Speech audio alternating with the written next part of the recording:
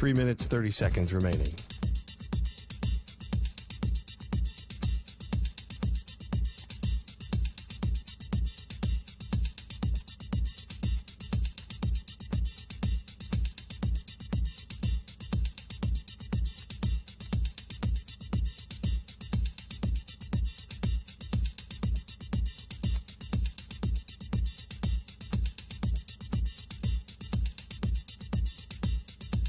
Three minutes remaining.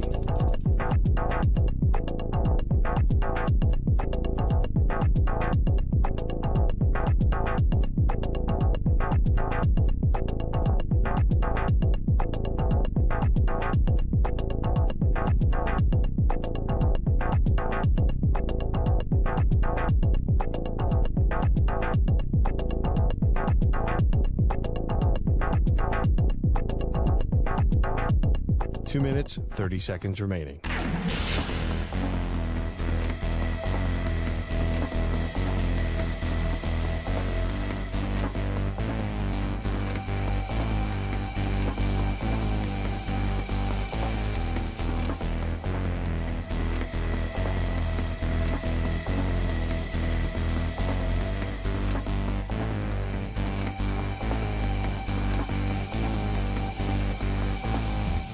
Two minutes remaining.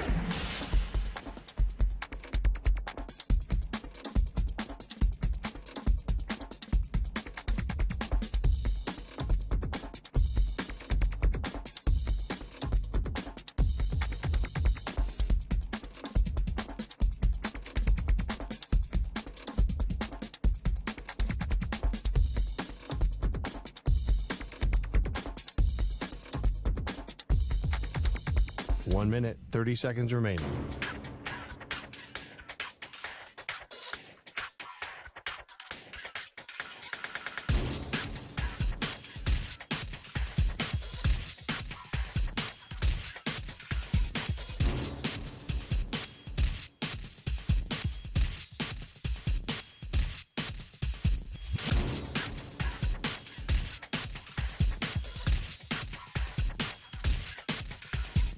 One minute remaining.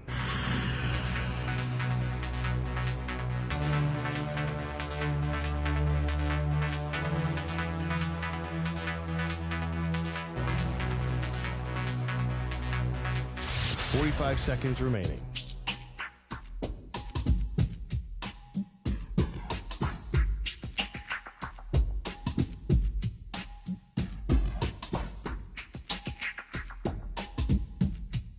Thirty seconds remaining.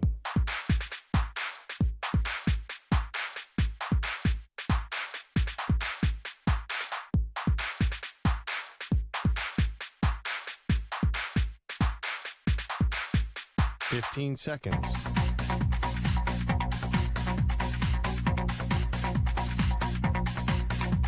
Break ends in 5 seconds.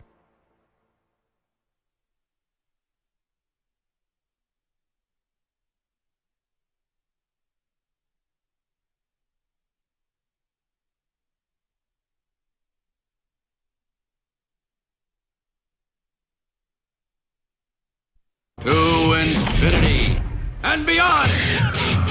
He's live. He's nationwide. This is the Zach Gelb Show.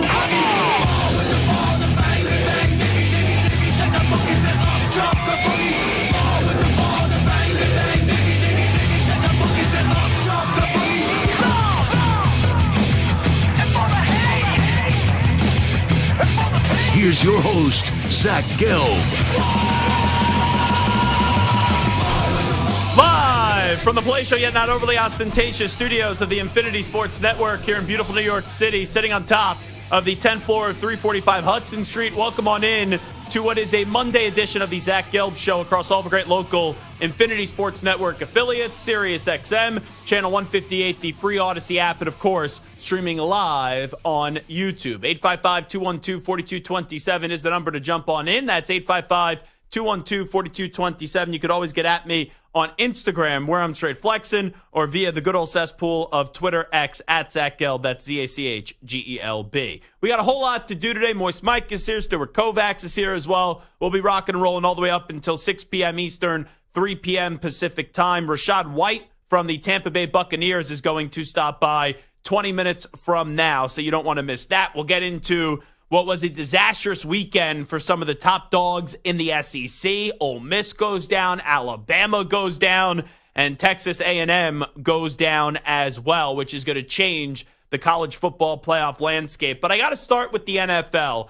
I did not think this was some wonderful weekend in the NFL. It is wild. The college football has been so good this year, and it has been such a good product. It's been so entertaining. The games have been awesome. The storylines have been really fun, and I'm able, to watch all the college football on Saturday and then all the NFL on Sunday. But I'll tell you, by that 4 o'clock window yesterday in the NFL, I thought it was just so boring. If I'm just being honest, you knew that the 49ers were going to get blown out by the Packers because the 49ers didn't have Bosa and they didn't have Brock Purdy. The Seahawks-Cardinals game I was really fired up about, and that ended up being a low-scoring dud game. Arizona doesn't deliver, and the Seattle Seahawks do a nice job in an NFC West that just continues to be very underwhelming this year. And then the Broncos-Raiders game. Stu, I don't really want to start the show off this way, but I'm going to do so anyway. And then I'll get to what we're going to talk about. There's only 4 teams right now that I think can go on to win the Super Bowl with what they have shown me so far. But that Raiders-Broncos game, I know everyone's going to sit here and they're going to talk about how great Sean Payton is. They're going to talk about how great Bo Nix is. And I'm not taking anything away from the Broncos. I was wrong in the Broncos. They have been better than what I thought they were going to be this year. Sean and Bo have been a really good 1-2 punch. They've been a really good marriage. And in all likelihood, that team's going to make the playoffs. And if they don't make the playoffs, then something terribly has gone wrong down the stretch. And they started to look like the team that I thought they were going to be before the season started. But unless you had money on the game, or if you're a fan of the Broncos and the Raiders, why would you want to watch that slop fest? Stu, can you be honest with me? Now, the other 2 games didn't really give you a reason to watch. But you have Red Zone, right? Yes. Was that game on during the entirety? Did you have the sound on for Raiders and Broncos? Did you torture yourself yesterday? I did. I tortured myself, really only because the other games weren't that good. Yeah, like if you had a good 4:25 p.m. Eastern time game, let's say you had the Bills going up against Kansas City, for example, what was Last a week ago. Yeah. Would you have muted the Raiders, or would you put the Raiders on like a computer or something? I mean, I have the 2 TVs set up, so I would have had them on the other TV, but it probably would have been muted. That was brutal. Bad game. Yeah. I was so happy. It's weird now. And I don't know, maybe it's because I'm getting older. But I said I was happy that I fell asleep before the Tyson-Jake Paul fight. In the third quarter, late in the third quarter, I was on, I was at my parents' house. They have a nice big recliner couch, electric, right? It's an awesome couch.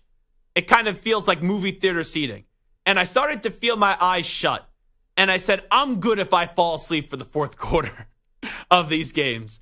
And I woke up, I was all rejuvenated, had some dinner, got some Chinese food, had a little General Tso's chicken last night, little lo mein, had a pork fried egg roll, and then I was all awake, all ready to go for the Sunday Night Football game between the Philadelphia Eagles and the LA Rams. But let me tell you, that 4:25 window, and I didn't even eat that much on Sunday. I'm trying to think, what did I ate very light on Sunday during the day until the night where I had the Chinese food. I just had like eggs and a bagel. That was it. But I felt as if I was in a food coma because I'm just looking at all 3 of those games, and all 3 of those games were so damn boring. And they gave you no reason to want to stick around for the second half. But I walk away, and I know we had a big one tonight between the Chargers and the Ravens. But I walk away from this week of football, and right now I think there's only 4 teams that could win the Super Bowl. Now, let me start you off with the first one. It's the obvious one, but it's not because of anything that they've done spectacularly well this year. It's just because of the benefit of the doubt, and we've seen them do this before. It's the Kansas City Chiefs. If the Chiefs win the Super Bowl this year, I think I may proclaim at the end of the season that they're going to go on to win the next 5 straight Super Bowls.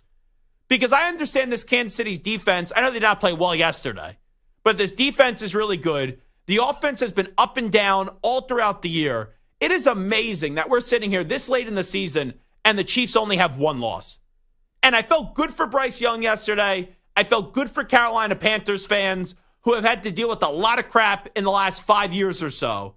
But to get that moment where you score the touchdown, you get the 2-point conversion in a game where I had a parlay yesterday. And let me tell you something. It's criminal that I didn't win this parlay. I had Bucky Irving scoring a touchdown. I had the Eagles laying 3. And all I needed was the Chiefs to cover by 10.5 points. I put down $25. It would have won like $250 or something. And for most of that Chiefs-Panthers game, it looked like a lock.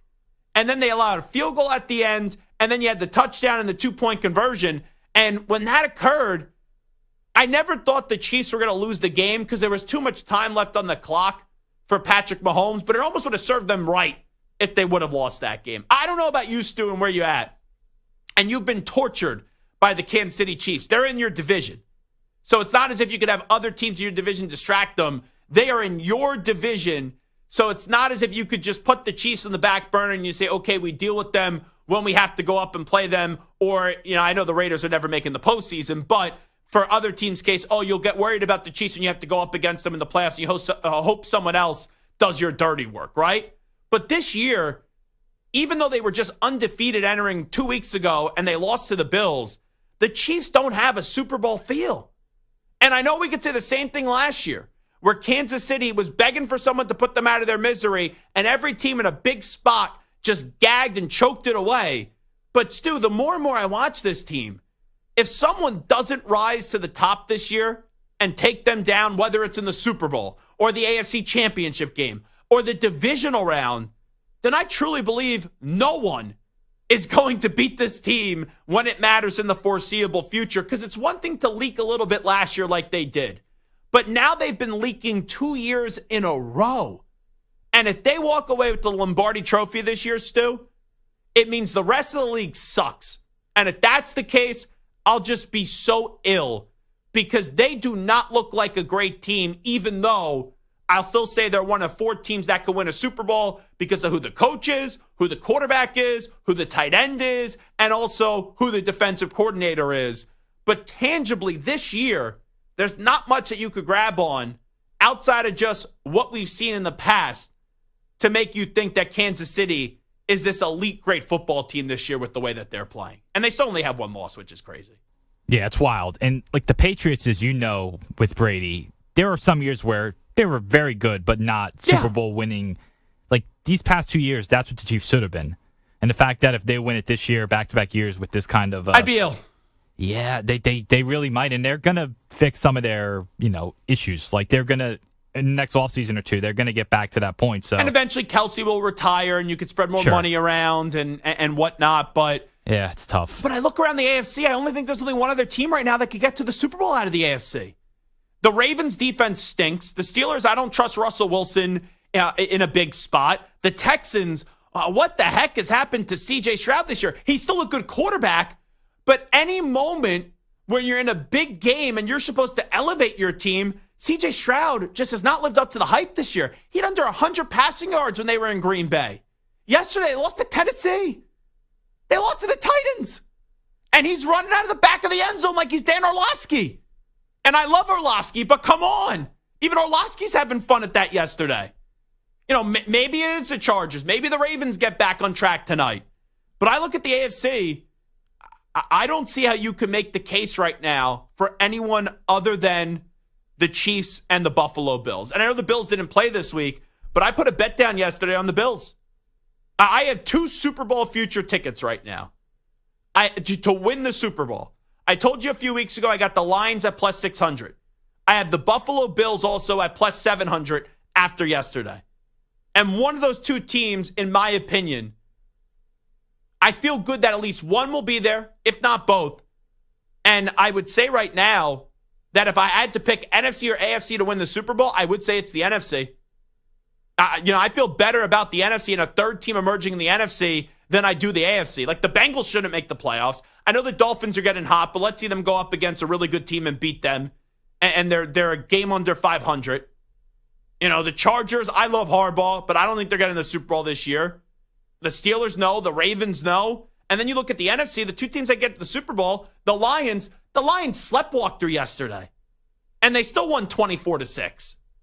They played maybe a C game, and they're still able to win and blow out everyone. The Lions got some good games coming up on their schedule. When you look at Detroit coming up, forget about the Bears, but you got the Packers, you got the Bills, you got the 49ers, you got the Vikings. Those are going to be some fun games. But I'll tell you, I'm very impressed with the Eagles, and I never doubted the Eagles roster. All throughout the year, I said the Eagles have a Super Bowl caliber roster, but it was the coach that I couldn't trust. Eventually, you could win in spite of the coach. I don't think they won last night in spite of the coach, to be clear. I still don't fully trust Sirianni, but when you look at the slim pickings that we have right now, and if I'm making the best case to win the Super Bowl, it's the Chiefs, the Bills, and the Lions, and I do think the Lions are the best team in the league right now, why can't the Eagles get there? And how freaking good is Saquon Barkley? 255 yards yesterday on the ground and 2 rushing touchdowns. Jalen Hurts looked good. A.J. Brown is a stud. That defense played really well. It's a shame what happened to our guy, Brandon Graham. BG's out for the year with the bicep injury, or the tricep injury, excuse me. But, man, those are the 4 teams right now that I could see playing in the Super Bowl. It's the Chiefs, it's the Bills, it's the Lions, and the Eagles. And if you ask me, who's the third team to emerge in each conference? In the NFC, I would say it's the Packers. But the Packers still got to go beat, a legit team. Like the Packers, let me say it this way. Green Bay in their 3 biggest games of the season. Detroit, Minnesota, and the Eagles. Lost. Now they have chances to redeem themselves. They get the Vikings again. They get the Lions again. And Love has become a turnover machine this year. And it was, I'm not going to sit here and go crazy over beating the snot out of the 49ers. The 49ers were the walking wounded yesterday. But I don't believe in the 49ers. I don't think they're making the playoffs.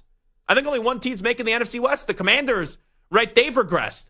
The Vikings are good. I don't think they're winning 3 games to get to a Super Bowl. So I guess it would be Green Bay as that third team in the NFC that I would feel most confident about, but they still got to prove it. And in the AFC, Ravens lose tonight. You already had some people turning on them. You got a lot more people turning on them. And if the Chargers win tonight, I think they could propel themselves into the conversation with the way that defense has played. That'd be their first big win. Herbert's a solid quarterback. Harbaugh, we know how good of a coach he is in both the NFL and college. It's not wild to say after tonight that the Chargers could be viewed as the 3rd best team in the AFC. And even with all that being said, I can't envision the Chargers going to the Super Bowl. So right now, I could only see 4 teams getting to the Super Bowl out of the NFL. 2 from the AFC, 2 from the NFC. Chiefs and Bills in the AFC, Lions and Eagles in the NFC. So I put a poll question up there at Zach Gelb. We'll put it up on at INF Sportsnet as well. We'll retweet it. Which team do you trust the most right now to win the Super Bowl? Chiefs, Lions, Bills, Eagles are the answers. Stu, how do you think those teams rank from 4 to 1? 4 least likely, 1 the likeliest option to go win the Super Bowl right now? I think least likely would be the Eagles. You would be incorrect in terms of our fan voting on that. Bills. Bills, yes, okay. At 8.8%. And then the Eagles. Correct, at 23.8%. Then the Lions. Incorrect. Wow, Chiefs. Yeah, Chiefs at 27.5% and the Lions at 39.9%. And you know what? I know that the Bills beat them in the regular season the last 4 times. They haven't done so in the postseason. I kind of trust Buffalo now more than Kansas City. If I had to rank these teams, you know what? I would actually rank them right now. And I'm not saying these, you know what? No, it is what I'm saying. That these are the 4 best teams in the NFL. Lions are 1. Eagles are 2. I would say the Bills are 3 and the Chiefs are 4. That's how I would rank them right now. And I get it, right? No one's going to want to face Kansas City come postseason time. I would not be shocked in the slightest if they win another Super Bowl this year, because they just did it last year after they were getting doubted. But when I watch these teams play, I do feel like the NFC right now is better than the AFC. And I do think the Lions and the Eagles are 1-2, especially after how easily the Eagles made it look up against the Rams. And I'll put the Bills at 3 and the Kansas City Chiefs in at 4. So which team do you trust the most right now to win the Super Bowl? 855-212-4227. 855-212-4227. I agree with most of the listeners. 39.9% say the Lions, and I'll cast my vote for the Lions as well. We'll take a timeout. When we come on back, how about the Tampa Bay Buccaneers yesterday? They ruined the Tommy DeVito return party for the New York Football Giants at the Swamps of Jersey. That was a blowout. That was an ass-kicking by the Tampa Bay Buccaneers. And they ran the football. Baker Mayfield was awesome. And when we take a break and we come on back, Rachaad White from the Tampa Bay Buccaneers had a touchdown yesterday. Will join us coming up in a matter of moments. 5 minutes right here on the Zach Gelb Show on the Infinity Sports Network. A very, very, very busy Monday edition of the show. We'll continue to get things rolling when we come on back with Rachaad White after these short messages. Sports fans, listen up. 1 in 8 men will be diagnosed with prostate cancer, and bladder leaks could be a side effect. That's why Depend is teaming up with the Prostate Cancer Foundation to encourage, because health is a long game and it's yours to win. Now, here's the cool part. Through November, Depend is contributing up to $300,000 to prostate cancer research by donating 40 cents for every purchase of Shields, Guards, and Real Fit products. Void in Mississippi. Learn more at Depend.com.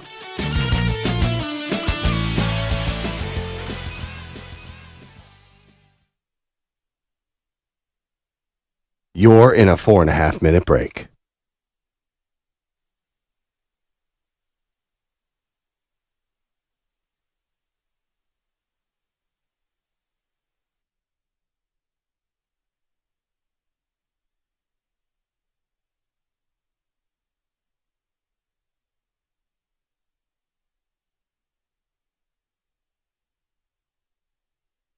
Four minutes remaining.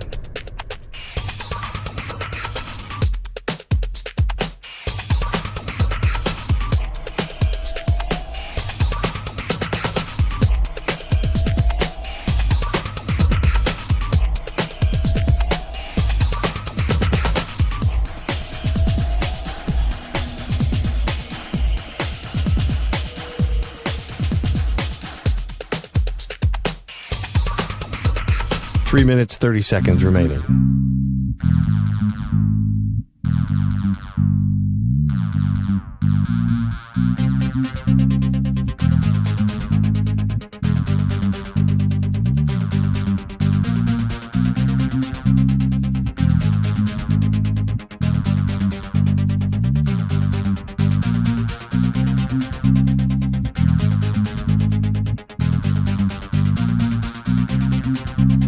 Three minutes remaining.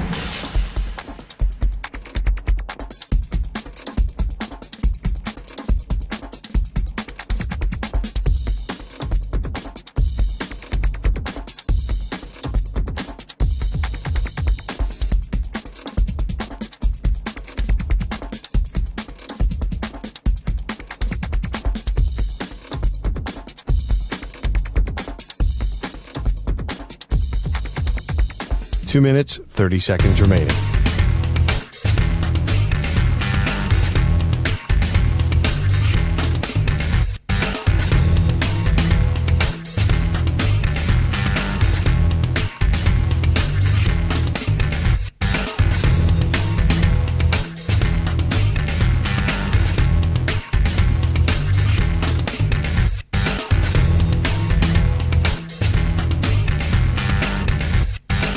Two minutes remaining.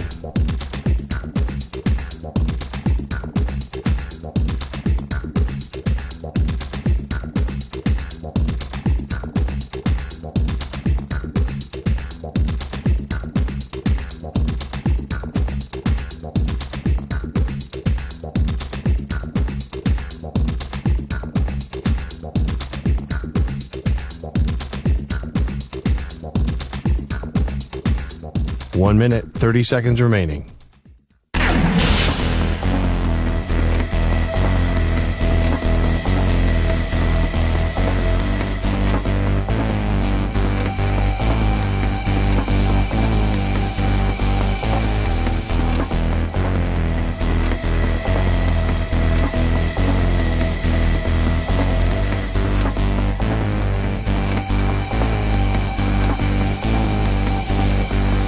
One minute remaining.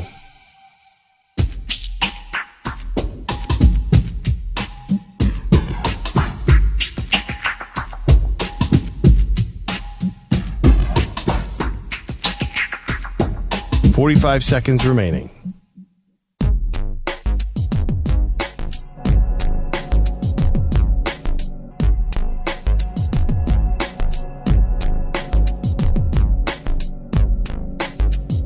Thirty seconds remaining.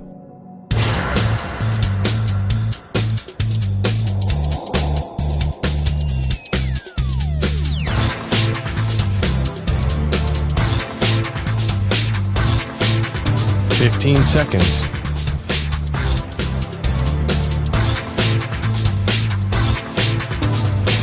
Break ends in 5 seconds.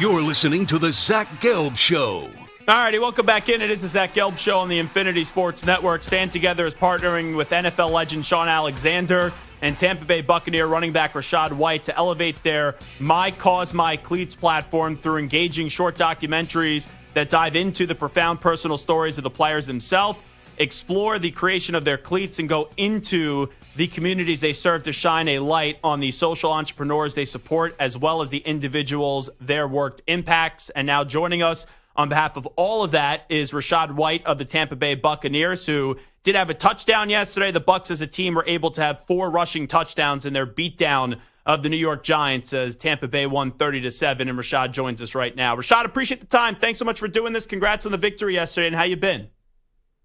Thank you, man. Thanks for having me on, Zach. And I've been blessed, man. I'm grateful. And like you said, we got back in the winning column, so that's what matters. Yeah, we'll talk about that game in just a performance in just a bit. But I love your story. You know, you were Division II, you were JUCO. Eventually, we know you go to Arizona State, become a third-round pick. But take me back to kind of those days in Division II and also JUCO and what they were like that kind of really shaped the man that I'm talking to today. Yeah, man. Obviously, they was, different times. And, just times that needed to happen. Obviously, God took me through all them times and through all them different journeys. But, man, it was blessings. And I learned a lot from older guys that I played with and teammates I had and just men. And then I learned a lot, obviously, in my junior college route, just going that direction and, just having to understand and learn how to live on my own, being 17, 18 years old and taking that risk, taking that choice to go out there. And, you learn a lot about yourself through trials and tribulations. And you look back at them times and you just be, grateful that you, did that and you went through that journey, that God helped you through all of that. And at the end of the day, it's all about taking risks, man. And I tell my boys and I tell my, obviously my daughters that all the time, life is kind of about taking risks. And sometimes the risks ain't going to pan out, but if you believe in yourself, you believe in what you got going on, you work hard, they'll pan out. Yeah, and tough times, right? They build tough people and they make tough people. I'm sure there was moments where you questioned if it was worth it. Why did you elect never to quit when you look back at some of those tough times? I just wasn't raised like that, man. Raised by a single mother, 4 boys, and that's hard itself, boys, we hard-headed for sure, and things like that. But just seeing her, everything that she did in life to provide us the life that she did and everything that she gave us, man, it was awesome. And she never quit, going to school, working 2 or 3 jobs, and getting her master's degree, just young man, like a young boy. You watching all that and you see it and you respect it. And, it shows up later down in the line. And for me, just watching my mom work like that, obviously, and who she stood for and who she was, obviously, I came away with a lot of characteristics from that. And my journey is living proof of that. Love that answer. Rachaad White here with us right now on the Zach Gelb Show. So I know you landed at Arizona State. You had some success there. I know you had to also deal with the COVID year when you were there. When did you start to realize, okay, I know you had the dream that you could go pro, but then you finally thought, okay, this could be a realistic thing where you end up getting picked third round in the draft? Man, it's just crazy because I still be right now talking to my boys and they always tell me that, bro, you don't realize like what you do or what all you have done and stuff like that. I mean, I'm so hard on myself, but man, just, I had a few big games coming out the gate, obviously COVID year and, it was just amazing to see. So I knew I had an opportunity then to get some big schools, some big time teams like USC and things like that. But only having whatever 4 games or 3 games, negated a lot of it. So I really didn't count that as a year. So I, just coming back my senior year, 2021 season, I knew I had to do some things, and like we just talked about, it was some trials and tribulations early on, and in that season and in that year, and I kept fighting it. And I got my god pops. I would always call him and talk to him, and it was crazy because I thought I was gonna have to use my COVID year and come back to school at a point of I think halfway through my senior year. So I was talking to him about that, and he was just like, "Man," he said, "You thinking too much, too fast forward ahead. Just focus on being where your feet are right now. Focus on being in the present. You still got 4 or 5 games to go, and that's all that matters right now. We take care of the rest when that time comes." And next thing you know, I just rattle off like 3-4 straight games of like 200 plus scrimmage yard games and like 2 TDs each game and stuff like that. And some big games against some solid big schools. And next thing you know, it was just up from there. And it was just understanding that, I wasn't going back to school. I love that. Hey, the Sun Devils right now, how about the way they're playing? They could be in the Big 12 championship game, and they could be in the playoff. It's unbelievable what Kenny Dillingham has done. Man, much respect for Kenny, man. I've been tuned in. I've been watching them, and I'm about to drop a video for them, here this week and stuff like that, man. Just showing them love and understanding of what they're doing, man. And it's much respect in what they got going on, man. It's huge, and it's fun to watch. It's fun to see them, man. You see a team fighting for each other, fighting for the head coach, and playing for one another, and playing for the coach, and it's awesome, man. They got the juice, got the swag, and Arizona State always gonna keep a solid running back around, So shout out to Scatterboo, man. I be saying his name wrong. Gotta be calling him Scatbo, but shout out to Scatterboo, man. And it's an honor to see what the guys are doing. Hey, he's been unbelievable. Talking about bringing the juice, how about your quarterback in the NFL? Everyone's always doubted him. He's really been in a zone this year, having to deal with all the injuries on the offensive side of the ball and keeping the ship from sinking. Just how do you kind of describe what you saw yesterday out of your quarterback in Baker Mayfield? Man, it just goes back to what we've been seeing, man. And I'm not just talking about the tempo. I'm just talking about for the however long his career has been going on, and you look back and you can pull out from every year or every stop of the way, everywhere you've been, you can pull out like plays and just how the guy is with, like you said, swag and juice. So it's amazing to see him and what he brings to our team, obviously, and the type of leader that he is in this locker room. And, we all appreciate him. We don't take that for granted. And we all want to play, with him, play alongside him, and him just seeing what he do, like, him even running down the field on Bucky when Bucky broke the run, and him running down the field trying to block and just seeing it. And that's not the first time he did that this year. He did that a couple other times. So just seeing that, man, that's who he is, man. And we love to play with him, man. You had to love that celebration he had yesterday. He did the Tommy DeVito in front of all those Giants fans. That was really some celebration by your quarterback. Yeah, that's just who he is, man. Guts, moxie, man, and that's what he brings to this team. And we all follow that lead. It's got to probably be easy to relate to, because I know he won a Heisman. I know he was a number 1 overall pick, but he was once a walk-on, right? We talked about your story as well. Does that make it easier to relate to someone like Baker Mayfield when you see a quarterback that had to fight through a lot of adversity? Yeah, man. Yeah, and I talk to him all the time. I mean, we were just talking a couple of days ago just about a lot of stuff and about life and just things like that. So, yeah, he always looking out, man, and always a good guy, pick his brain and stuff like that, and a guy you can trust, man, and that means a lot, especially, in the league and in the profession that we is in. And that's why I would say our locker room is made up, of guys you can trust, guys, stick together, stand together, guys who don't point fingers. And that makes a lot of sense. And that makes why, we had the success we've had since, Brady came over, and how it had and why it has continued. Yeah, I know you were able to spend a year with the great Tom Brady. Just how do you kind of reflect on that experience, and what did you really pluck away from your time with the GOAT? Yeah, man, it's just, much respect, man. Just watching him go to work, man, it was, it was a blessing, and just to see. And, you just pick his brain on a lot of things of, take care of everybody, just things like that, and what's important to you and what's not. So, I say just much respect. Well, let me ask you about Bucky Irving. because the two of you have really complemented each other really nicely this year. You guys as a team yesterday had 4 rushing touchdowns. Just what has really impressed you not that long ago, right, being in a similar situation, coming into a new team, young in the league, just what has really impressed you so far this year with Bucky Irving?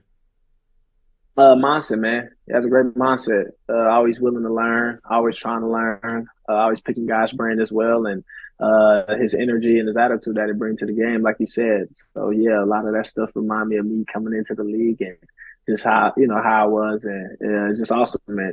And that's what separates a lot of guys' mindset and just understanding what you got to do, and that's what he understands, and he understands who he is, and he play his game no matter what anybody says or how anybody, he take the coaching, but he always just stay true and remain himself, and that's what matters. So I'm happy for him, and he's, like you said, we've been having a good year, man. He's been killing it. You guys broke the losing streak yesterday up against the Giants, Rachaad White, right? It's been a little bit rocky this year. You've had some injuries. It's good to get Mike Evans back yesterday. Now being 5-6, and you have some games down the stretch here where you guys can really get back in it. What do you guys hope to prove? What kind of team do you think you guys could show that you could be down the stretch here in the remaining games of the season?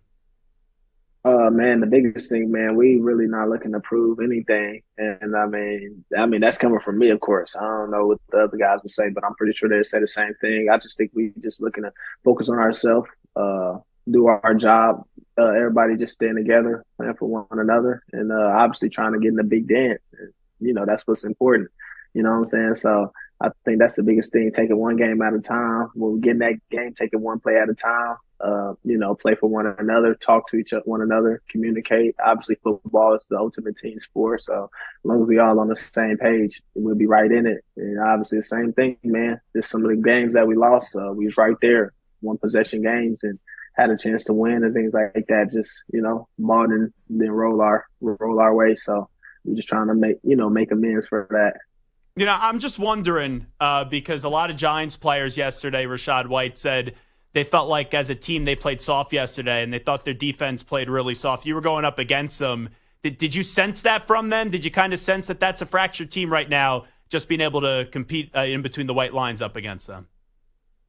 I think they're pretty – I'm pretty sure, too, statistically it shows that they're a really good team, man, and really good defense, as in – so I don't know, and you just got them games, man. There's some games that some things just don't go your way or don't click right. And some games that things go your way and click right. I wouldn't say that they play soft or they played that. It's just probably things when, going their way or going their favor. And that's just how it goes sometimes, they had a couple of opportunities, things like that. But, things just went our way. We end up getting the ball back or getting this or something, what I'm saying? Things like that. So that's just how it goes, man. All right, I'll end you out on this. Obviously, you're doing a lot of great work. My Cause, My Cleats, also with Care Portal and Stand Together. Just tell me everything that you're doing right now. Yeah, obviously, just rocking the cleats. My Cause, My Cleats. Obviously, doing a huge campaign with them. Obviously, getting to know, and obviously, me and Sean and our relationship has been building. Obviously, Sean Alexander, NFL legend, and things like that. And what he do, man, and he's like a mentor to me and helped me out, and he just brought me along and understanding. When he got to know me, what my purpose was and what I wanted to be aligned with. And that's obviously Stand Together and, Care Portal. And obviously me and Care Portal aligns very well. Headquarters is in Kansas City. They do a lot of work in Kansas City where I'm born and raised. And then they do a lot of work out here in Florida, which obviously, I really love it out here. So I just try to, be boots on the ground, as my uncle would say. And that's just a niche that I have. Obviously, I want to impact the community and things like that, and they gave me a way to help me out with that. And obviously, the things that Care Portal do is, help keep families out of from breaking up and sticking together. And that align with, obviously, the sport I play, that align with my family and things like that, and how I wanted to impact just families and impact, the community. And it's a lot of great moving parts that they have going on, and they got a lot of order and organization, and I just feel like I align with that. And I'm all for Care Portal, and I'm all for helping families stick together and keeping kids out of foster care. Awesome stuff. Hey, by the way, I've been to Kansas City twice. What's your favorite barbecue? Just wondering. I'm a Gates guy. That's just me, though. But, you can't never go wrong with a lot of what they got going on, like Jack Stack, real deal. My favorite. Jack Stacks was unbelievable when I went there.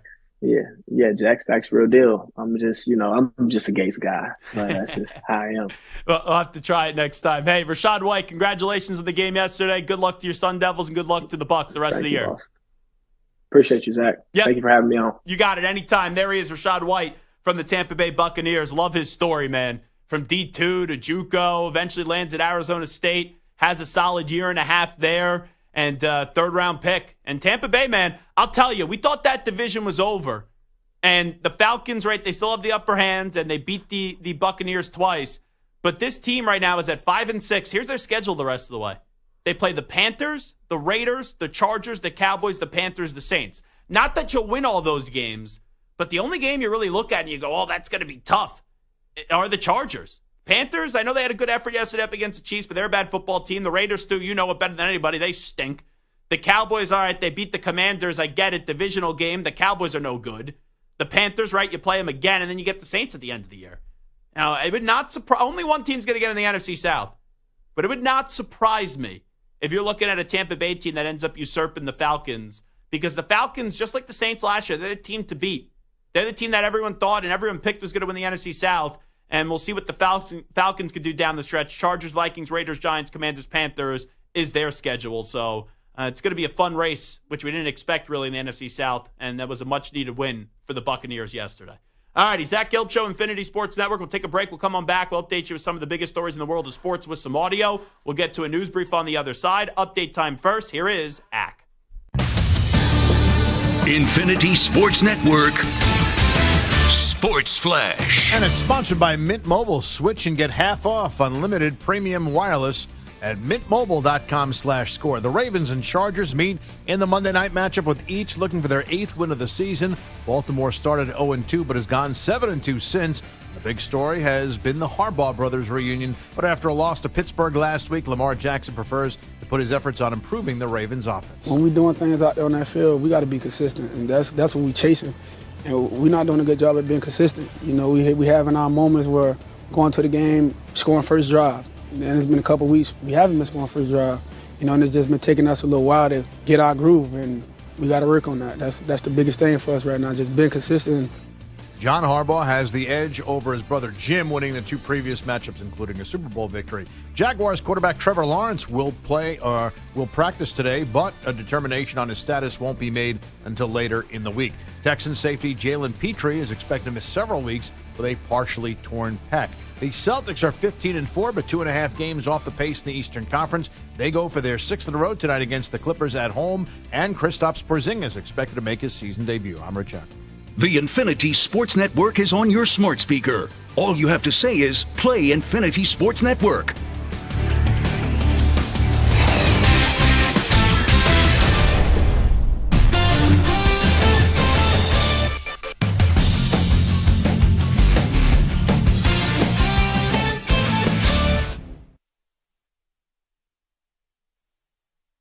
You're in a 5-minute break.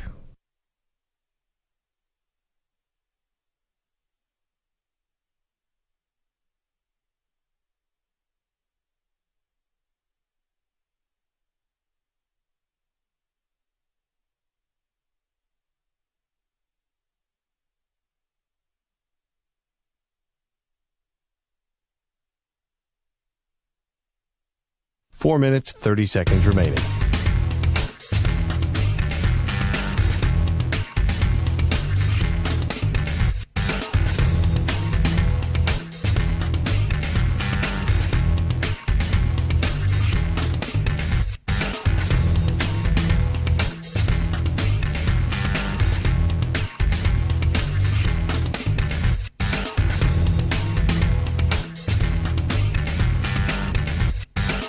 Four minutes remaining.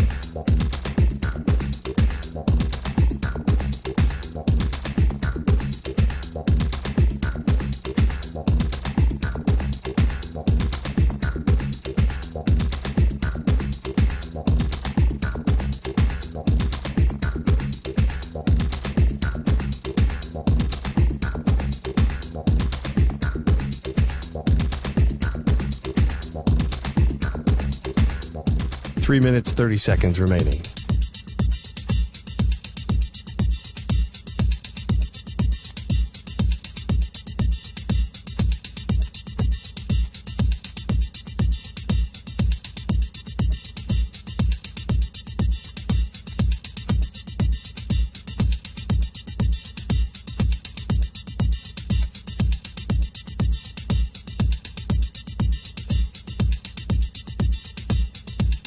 3 minutes remaining.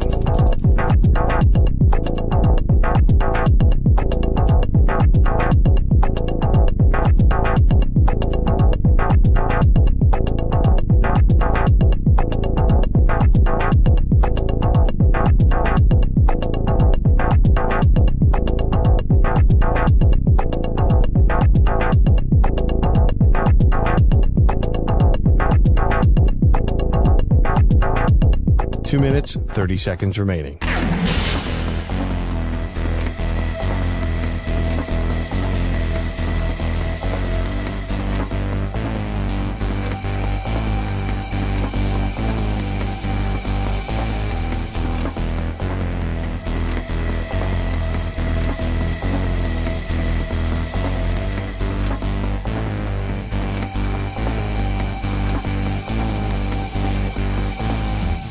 Two minutes remaining.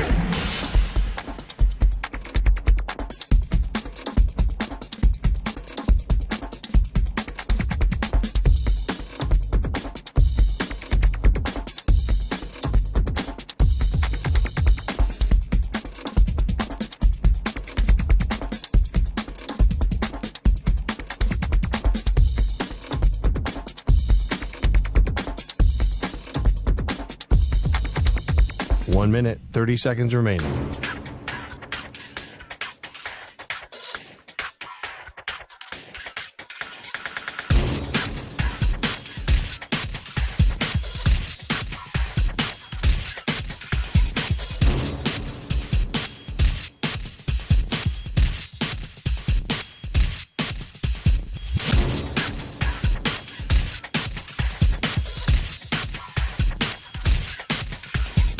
One minute remaining.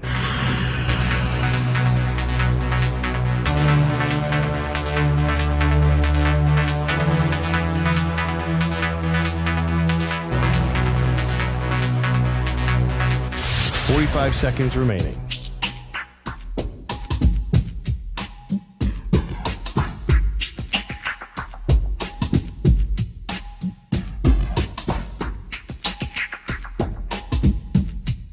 Thirty seconds remaining.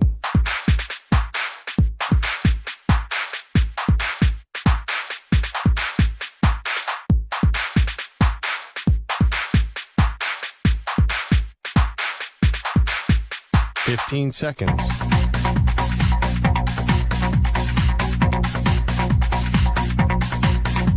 Break ends in 5 seconds.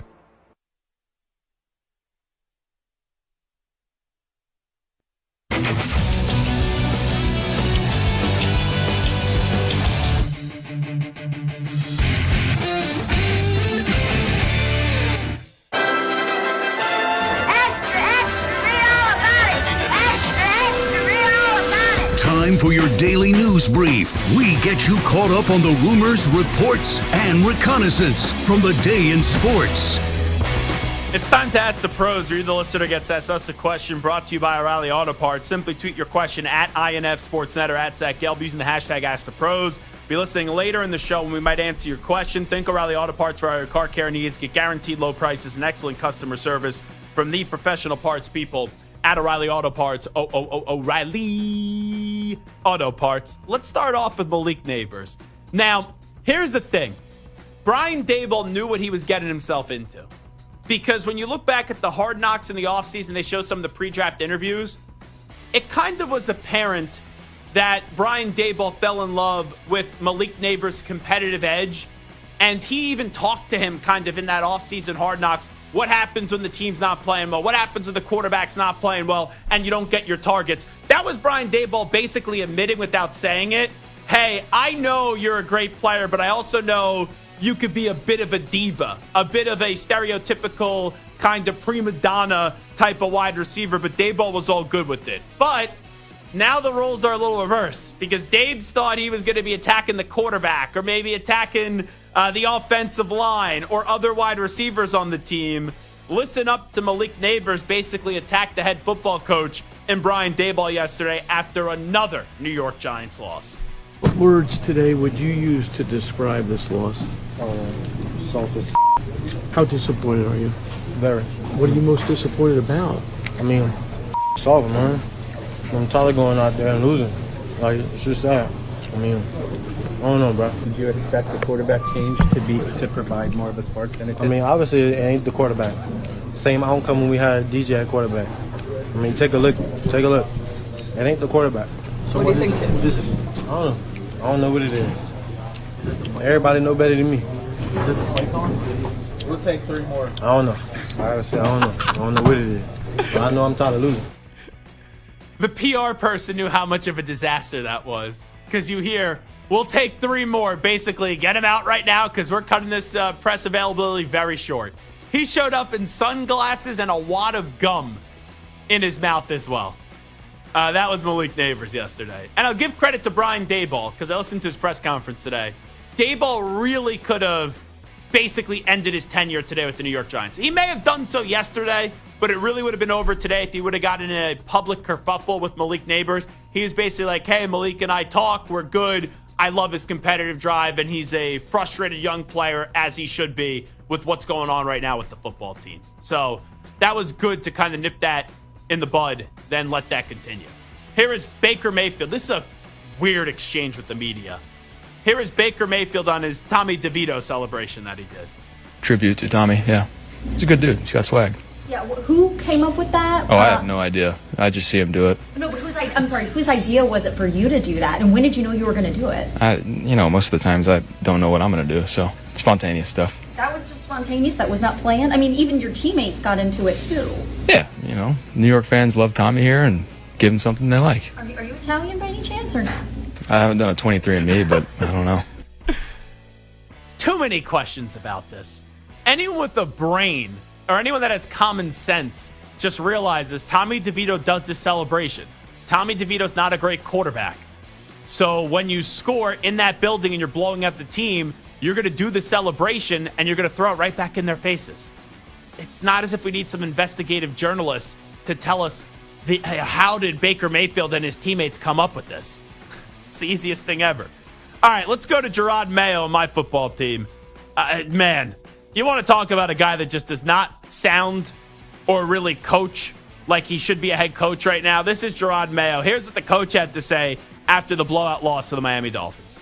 Look, it's always, look, once those guys cross the white lines, there's nothing I can do for them. There's Wonderful. nothing any coach can do for them once they cross the white line.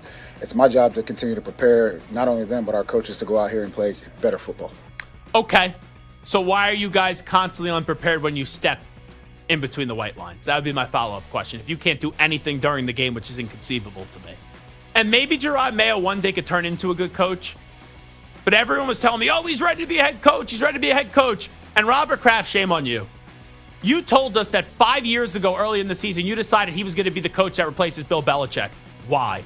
And it's amazing when you have these great teams have to replace these great coaches, they always go with someone in-house. They always go with someone that had ties to the program. Look at what UNC did. Look at what Duke did. And sometimes it works, sometimes it doesn't. But for the Patriots, why did you do an actual search? I know you promised Mayo he was going to be the coach, but Mike Vrabel easily would have been more qualified, easily would have been the better choice. And I don't think you should fire Gerard Mayo after one season. This team stinks. Any coach would have trouble making this team look good. But, geez, the fact that he was picked to be the head coach, I questioned it at the time, and I question it even more now. So here's Tua Tagovailoa. You beat the Dolphins. Now you got to go to Lambeau Field, and you got to go play up against the Green Bay Packers. How about playing in the cold in Green Bay? You mentioned the significance of the coming game. What do you think about maybe playing in some cold in Green Bay? I mean, I'm excited to kill narratives, so let's go. Bring it on. I still think the Dolphins are going to fall short of making the playoffs. But Tua this year has shown his importance to that team because that team looked absolutely lost without him. Unfortunate news last night. So Brandon Graham left the game with the injury. We just had him on 10 days ago talking about how he wants to win a Super Bowl right off into the sunset. And then if he's not able to win a Super Bowl this year, then he'll think about his playing future. But he's 36. He was kicking ass last night. And unfortunately, now he's out for the season. Here's Brandon Graham announcing he's going to be done for the season after suffering an injury last night to the media when the Eagles blew out the Los Angeles Rams. I'm out for the rest of the year. For real. Right here. Yeah. What happened? Tore my tricep. Oh, really? Yeah, I got chipped. Got hit in my elbow. Tore my tricep. But, man, hey, like I told the boys, man, we got the mission. The mission's still the mission. As soon as I can be back out there, I'm going to be out there. But, man, boy, boy, heck, man, we was having fun out there. Have you thought about next year yet, whether you'll come back and play? Man, just trying to process everything right now. I ain't got that far. Man, it's just such an unfortunate news for one of the good guys in the NFL for a long time in Brandon Graham, especially with how he was playing. And him even saying before the year started this was his last year, even though he walked it back with us 10 days ago when he joined us on the show. Bears lose again. They sucked you back in, and then they can't get the job done in overtime. Vikings, by the way, what a bad beat.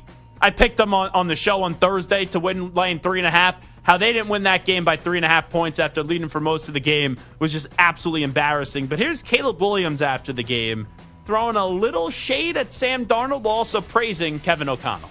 When you get a guy like him, his offense and head coaching, his guys love him. I have a few teammates old teammates over there that talk about him, and they love him and met him at the draft and all these different things. And so when somebody comes over to you, that's having guys and having Sam Darnold even out there balling, and he's been a great coach so far, I believe.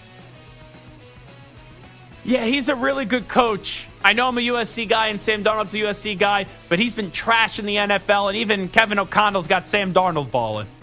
And he does it in such a calm, mild voice as well, where it doesn't sound like he's trashing him just because of the tone of his voice, but clearly he is, where he's just throwing shade at Sam Darnold. Jeez, that's some quote from Caleb Williams. Here is George Kittle on the rough season so far for the 49ers.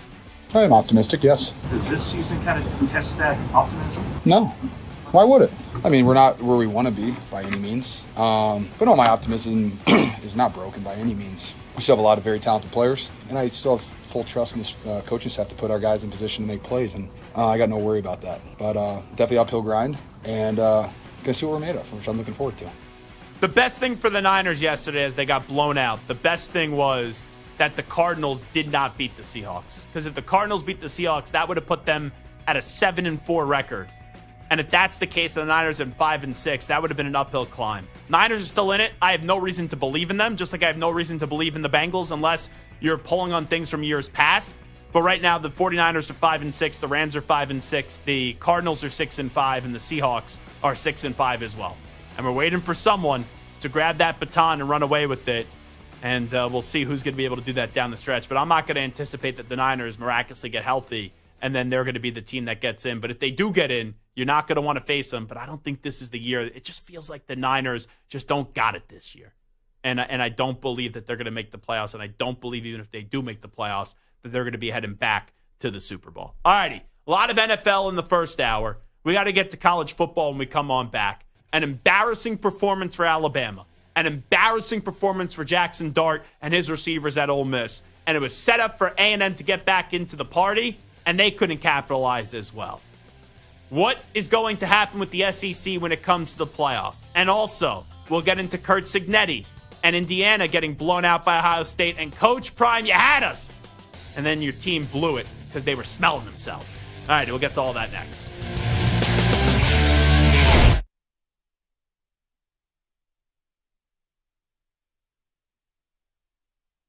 You're in a 5-minute break.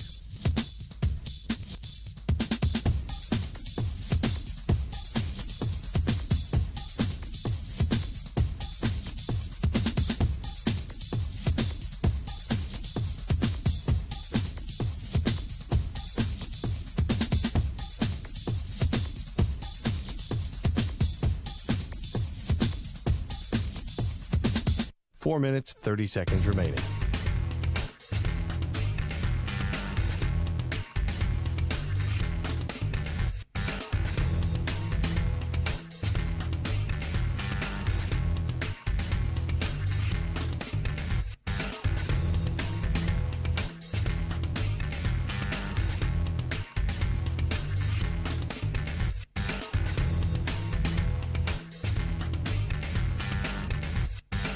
Four minutes remaining.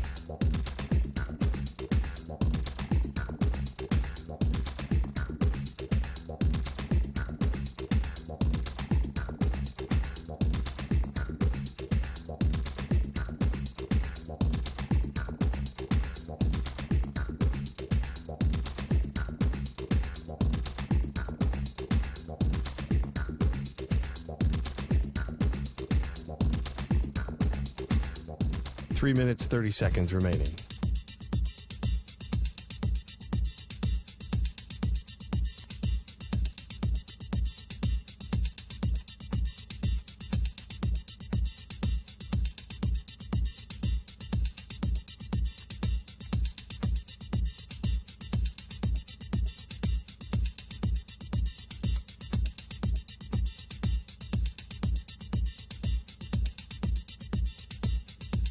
Three minutes remaining.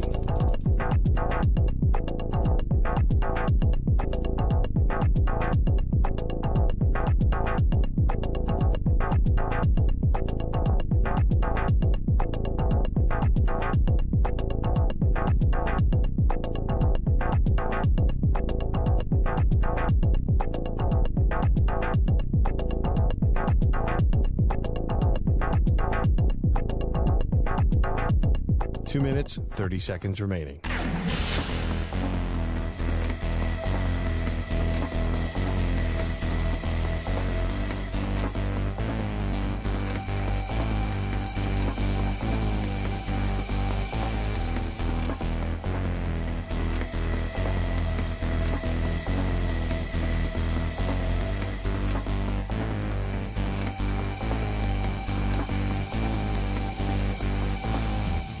Two minutes remaining.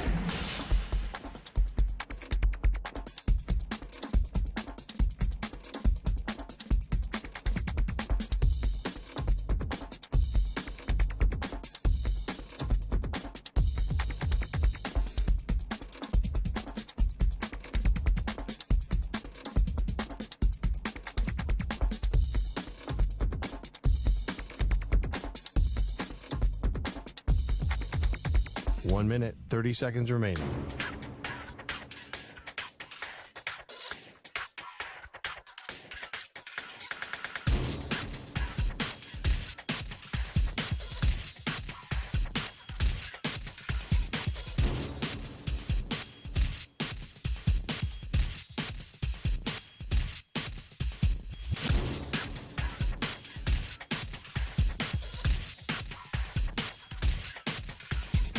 One minute remaining.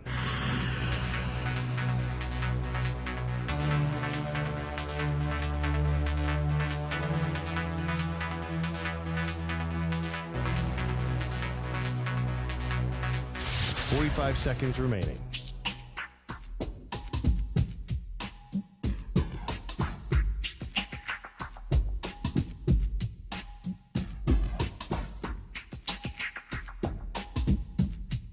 Thirty seconds remaining.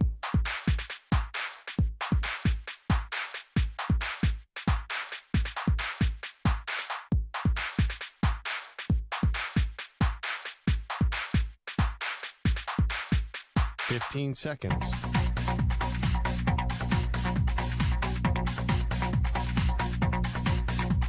Break ends in 5 seconds.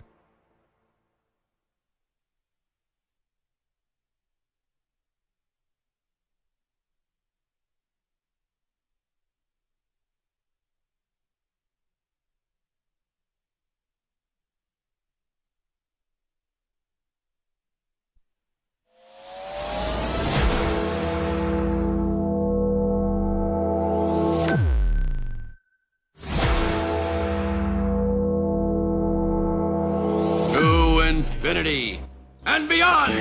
He's live. He's nationwide.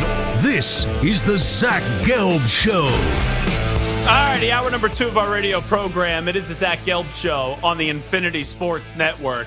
I think for most of us, we walked into last weekend in college football, and the thing that intrigued us the most was, what were you going to see out of Indiana up against Ohio State?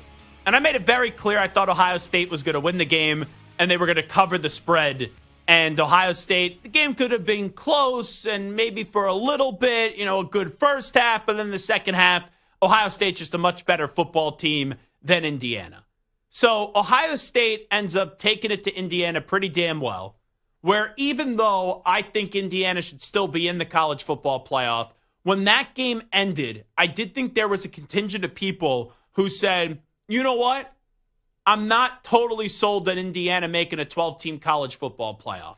So that was the sentiment from some people after the Indiana-Ohio State game. Not from Kurt Cignetti. We'll get his thoughts in just a second because he basically laughed at the notion of his team missing the playoffs. So even though I disagreed with some people that said Indiana shouldn't make the playoffs, after what transpired on Saturday, Indiana, even though they lost, if the goal is to make the playoff, they could have been the biggest winner from what did transpire on Saturday.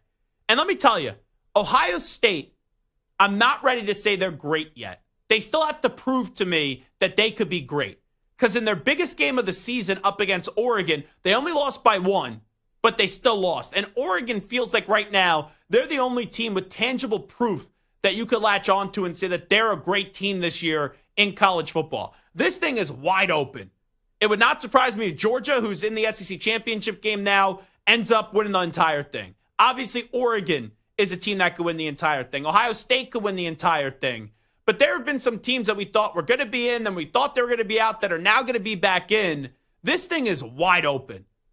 And you truly do not know who is going to win the national championship this year. Like, if you made me take 3 guesses, I would say Oregon, Ohio State, and Georgia.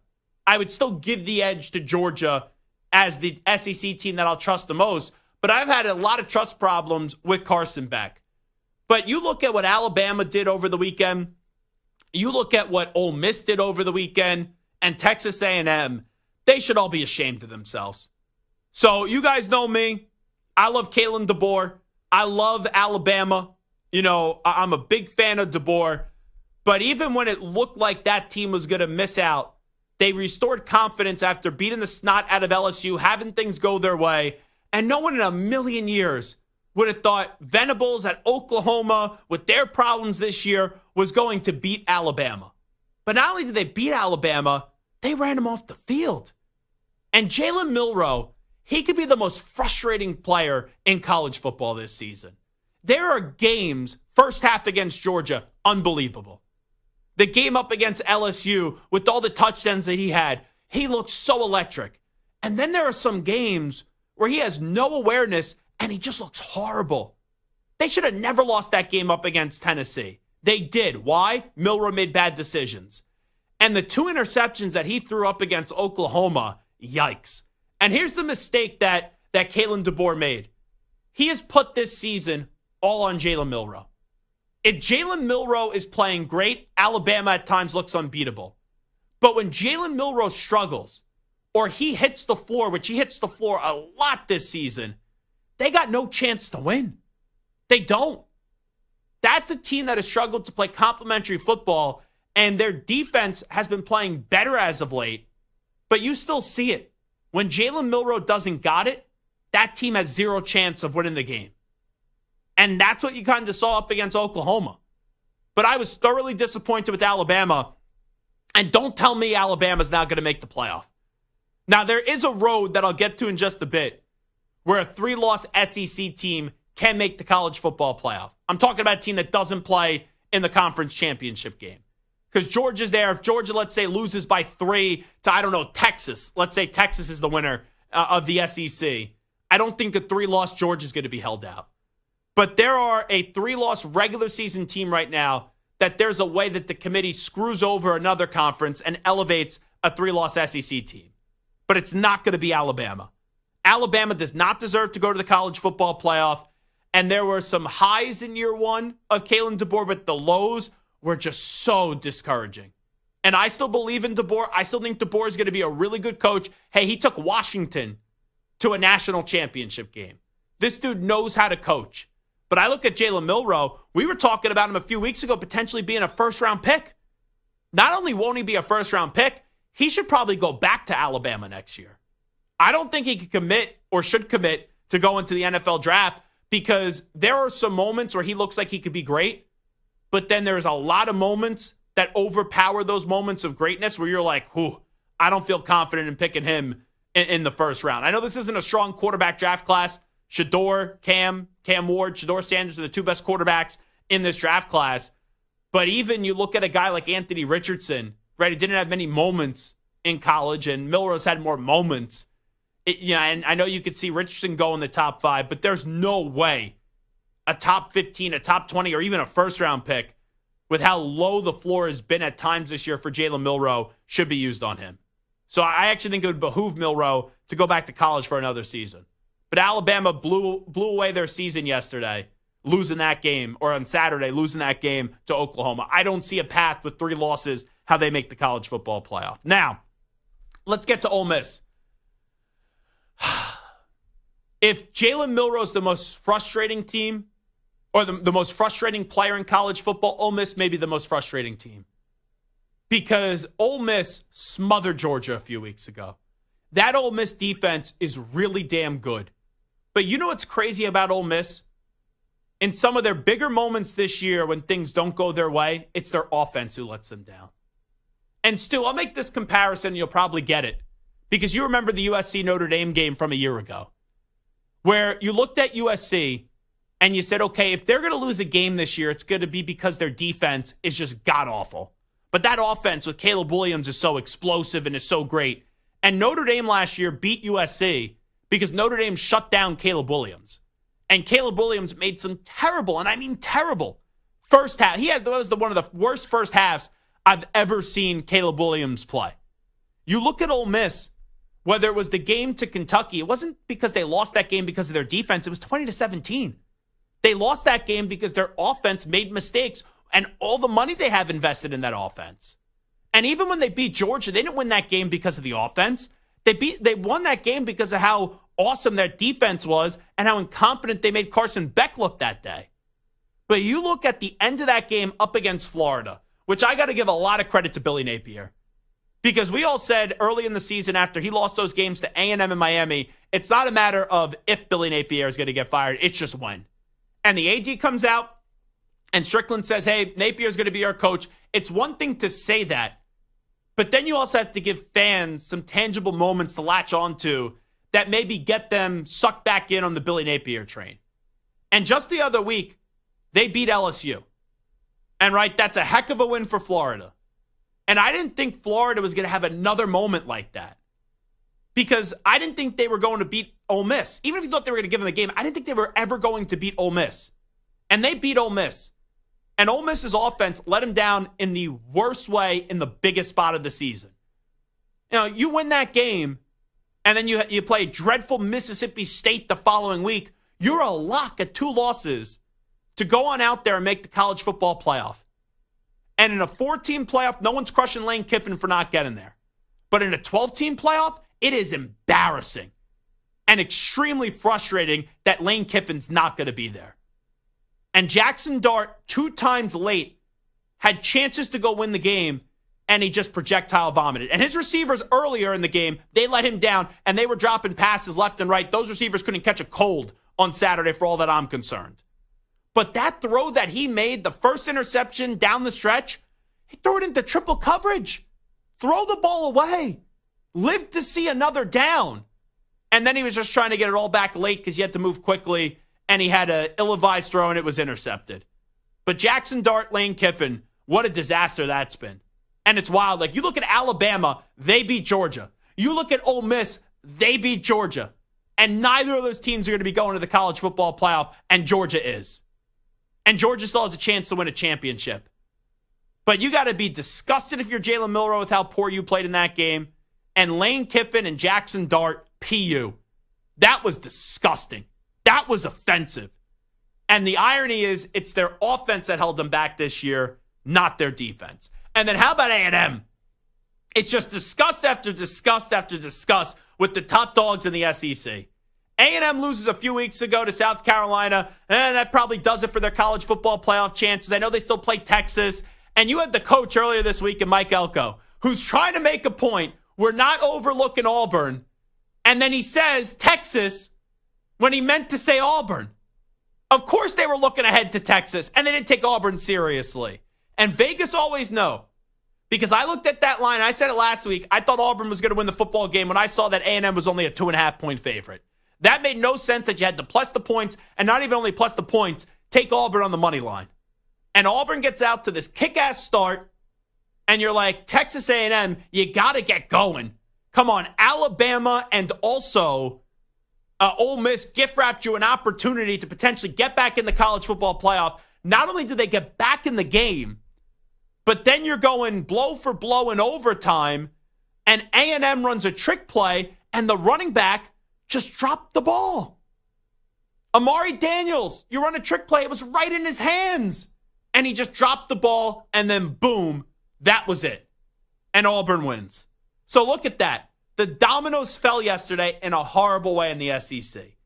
Down goes Bama, unexpected. Down goes Ole Miss, and then also A&M couldn't capitalize. But you know what the crazy part is? And this is uncharted territory because we never had a 12-team playoff. I do not think a 3-loss team that has 3 losses in the regular season should get in. Like if Georgia, who's in the SEC championship game, if they lose to Texas, let's just say by 3, I still think a 3-loss Georgia team, you shouldn't get penalized for losing in conference championship weekend. But if that's the case, we always thought 4 teams would always get in the SEC. Unless the committee screws over maybe the ACC, which I'll get to in just a second, the only 3 teams that you think are going to be able to get in this year from the SEC right now are Texas, Georgia, and Tennessee. A&M's got to be out of it. Alabama's got to be out of it now. Ole Miss got to be out of it. But let me just lay out this scenario. What happens in the ACC championship game? SMU is already in. Let's just say Miami. Let's say Miami gets in. Now, if you look at that the ACC championship game, let's say both those teams after this weekend are 11-1, SMU and Miami. If that game is close, where SMU edges out Miami by 3, by 7, both those teams should go. However, if SMU blows out Miami or Miami blows out SMU, I still think both of those ACC teams should go because you shouldn't get penalized for losing in the conference championship weekend. However, you know it and I know it. The committee's going to be looking for everything in their power to add a 4th SEC team in because this year, bleep all hit the fan in the SEC. And they don't want to just enter the college football playoff with only Texas, Georgia, and Tennessee in. So 2 things that kind of stand out to me. This weekend, Texas A&M beats Texas. I don't think that's going to happen. But if A&M beats Texas, just maybe they're still alive. And then also, what happens to South Carolina, who I think is going to beat Clemson? If South Carolina beats Clemson, and they're sitting there at 9-3. If you have an ACC title game where SMU and Miami is a blowout, does the loser get screwed out of the playoff even though they had to play an extra week while the either team did it? It's just something I'm going to ask. And even though I think now 2 ACC teams will get in, after the entire year thinking the Big 12 and the ACC were not going to send 2 teams in, I can't sit here and confidently say that the committee isn't going to try to squint every way in their power and turn every way in their power to get a 4th SEC team in. So the rankings tomorrow, I don't think they're really going to be all that telling because, we'll get more into it tomorrow, but I think it's pretty easy to predict what's going to happen. Oregon, Texas, Miami, Boise State will be the byes. And then I really do believe Ohio State will be the 5, Penn State will be the 6, Notre Dame will be the 7, Georgia would be the 8th, Tennessee would be the 9, Indiana would then be the 10, SMU the 11, and Arizona State in at 12. That's what I think it's going to be. But these are just table setters from a few weeks from now. But depending on how that ACC championship game goes down, that's really going to be something. And how about the Big 12? Colorado had a golden opportunity. They blew it to Kansas. They couldn't beat anyone for the entirety of the season. Now they've been Big 12 killers the last 3 weeks. BYU and Arizona State. I'll give credit to the Sun Devils. Dillingham has done a phenomenal job. What he did at the end of the game, though, was stupid. It's stupid, but let me just say this. It's funny. I'm trashing a coach, but I'm going to give him the biggest compliment you could give a coach. All year long, we talked about Signetti, and we talked about Coach Prime to win Coach of the Year. If I'm being honest, we need to have more of a conversation for Kenny Dillingham. And some of you can't comprehend that, yes, a coach could do something stupid and then still be in the Coach of the Year conversation because of the record that he has.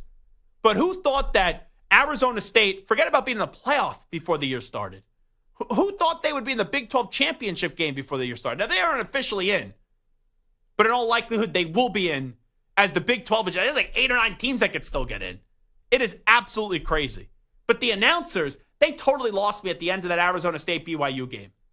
So Arizona State, a minute left, whatever, 50 seconds left, go score the touchdown.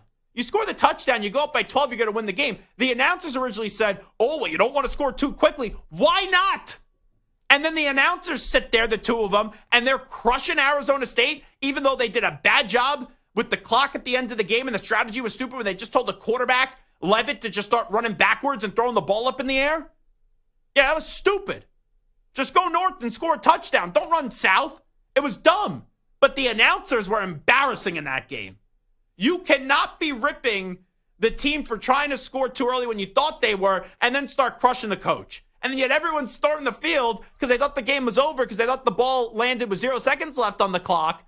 And then boom, you got to get all those fans off the field. And Cam, the running back, is like, everyone off the field, off the field. He was the most effective security guard there. So that was just unbelievable. But man, it's been a crazy college football season. Maybe the craziest ever. And I said it, I don't have a damn clue who's going to win the national championship. I don't, which is absolutely awesome. And how Bama and Ole Miss played themselves out of the college football playoff is something that is just extremely, and I mean extremely frustrating, because when those teams are at their best, man, they look like two of the more dangerous teams, or some of the two of the more dangerous teams in college football. But Oregon, Ohio State, big year for the Big Ten. One of those teams don't win the national championship. It's going to be really fun to see who's going to do so. And Notre Dame, their stock has improved. I still don't trust James Franklin to win a big game. Tennessee, if Iamaleava looks like the way that he played in the first half of their defense, now they're in the playoff, they could be dangerous, but it's really going to be something. I cannot wait for this college football playoff. All right, let's just play you some quick audio here. Here was Curt Cignetti. So you guys got blown out, and this was before, obviously, we knew all the mayhem that was going to follow, especially inside the SEC. Hey, Coach, do you think you guys should still belong in the college football playoff after suffering your first loss?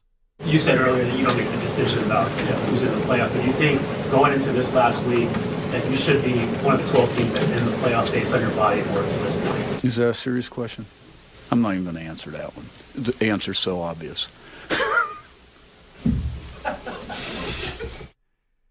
I love his arrogance. I really do. Curt Cignetti. And, geez, Will Howard had fun. Smoking on that cigarette on the sideline, doing the Google celebration. And defense and special teams, let's be real, is the real reason why Ohio State won that game in that one. Because Ohio State looked like they were going to fumble away that game in the first half at times. And then you had the drop punt. And then you had the big punt return by Caleb Downs as well. And then that game was over. You can't afford to make those mistakes if you're Indiana in that game. Ohio State can, Indiana cannot. And then here is Coach Prime Deion Sanders in the loss to Kansas. We start smelling ourselves a little bit. That's what I just told our team. We got intoxicated with the success. We got intoxicated with the multitude of articles and the assumption that we're this and the assumption that we're that. And we did not play CU football. Therefore, we got our butts kicked. It is what it is. And it's a shame because I know there's still a chance that they could get in, but it's not likely. For the Big 12 to actually have juice and for the conference to get a ton of praise, it would have been best with having to be able to showcase Colorado with Travis Hunter, with Coach Prime, and also with Shedeur Sanders. But it doesn't look like they're going to get in now. All right, it is the Zach Gelb Show on the Infinity Sports Network. We will take a timeout. We'll come on back. When we do return on the program, I may have a change of opinion. We have identified 1, 2, 3, 4, 5 teams in the NFL. Have I changed my opinion on not only that team, but a player or a coach involved with that team? We'll get to that when we return. But first, sports fans, listen up. 1 in 8 men will be diagnosed with prostate cancer, and bladder leaks could be a side effect. That's why Depend is teaming up with the Prostate Cancer Foundation to encourage screening, because health is a long game and it's yours to win. Now, here's the cool part. Through November, Depend is contributing up to $300,000 to prostate cancer research by donating 40 cents for every purchase of Shields guards and Real Fit products. Void in Mississippi. Learn more at Depend.com.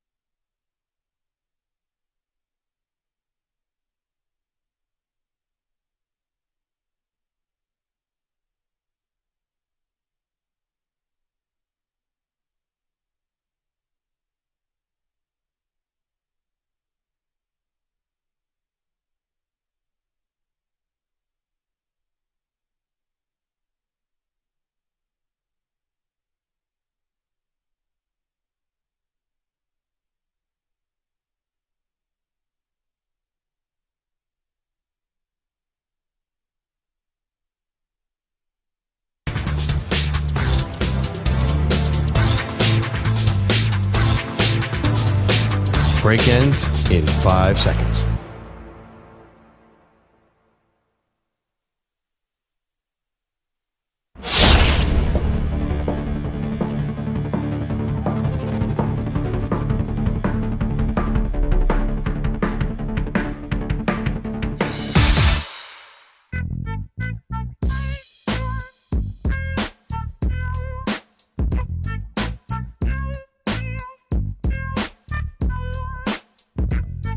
You're listening to the Zach Gelb Show on the Infinity Sports Network. All right, it is the Zach Gelb Show on the Infinity Sports Network. So Stu has identified a few teams for us in the NFL and has either picked a player or their coach associated with that team, and he wants to know if my opinion has changed on that team or said player or said coach. Let me preface this with this little detail when we look at kind of the playoff picture in the AFC and the NFC. If the playoffs were to start today, just to kind of give you the lay of the land to see where these teams have to go or where these teams are currently at. Kansas City would be the 1 seed that had the bye. Bills would be the 2. Steelers would be the 3. Texans would be the 4. Chargers would be the 5. Ravens would be the 6. The Broncos in as the 7th seed at 7-5 right now. Still in the hunt. Dolphins 5-6. Colts 5-7. All right, when I say the Bengals are at 4-7, that's where we'll draw the line in the sand. The NFC. Lions would have the bye. Eagles would be the 2. Seahawks would be the 3. Falcons would be the 4. Vikings would be the 5. Packers would be the 6. Commanders would be the 7. In the hunt, Cardinals 6. Buccaneers, Cardinals 8 at 6-5. Buccaneers 9 at 5-6. Rams 10, 5-6. 49ers 11, 5-6. That's where I'll draw the line in the stand. So with that being said, Stu, give me the team, give me the player, the coach associated with that team, and I'll tell you where my expectation was before the start of the season and if it has changed. All right. What about Tua Tagovailoa and the Miami Dolphins, who have now won 3 in a row? So my expectation before the start of the season was that the Dolphins would not have a bad season, but they would be 9-8, 10-7, and because of how crowded I expected the AFC to be, I thought that they would miss out on the postseason. I know that they have new life, beating the Rams, beating the Raiders, crushing the Patriots, and Tua has displayed this year that he's the most valuable player on the Dolphins. My expectation for that team doesn't change. They play Green Bay coming up. You still have the Texans on the schedule. You still have the 49ers on the schedule. I think they dug themselves in too deep, even though reaching the playoffs is still attainable, that I think some of those losses that they had when Tua was out is going to come back to hurt them.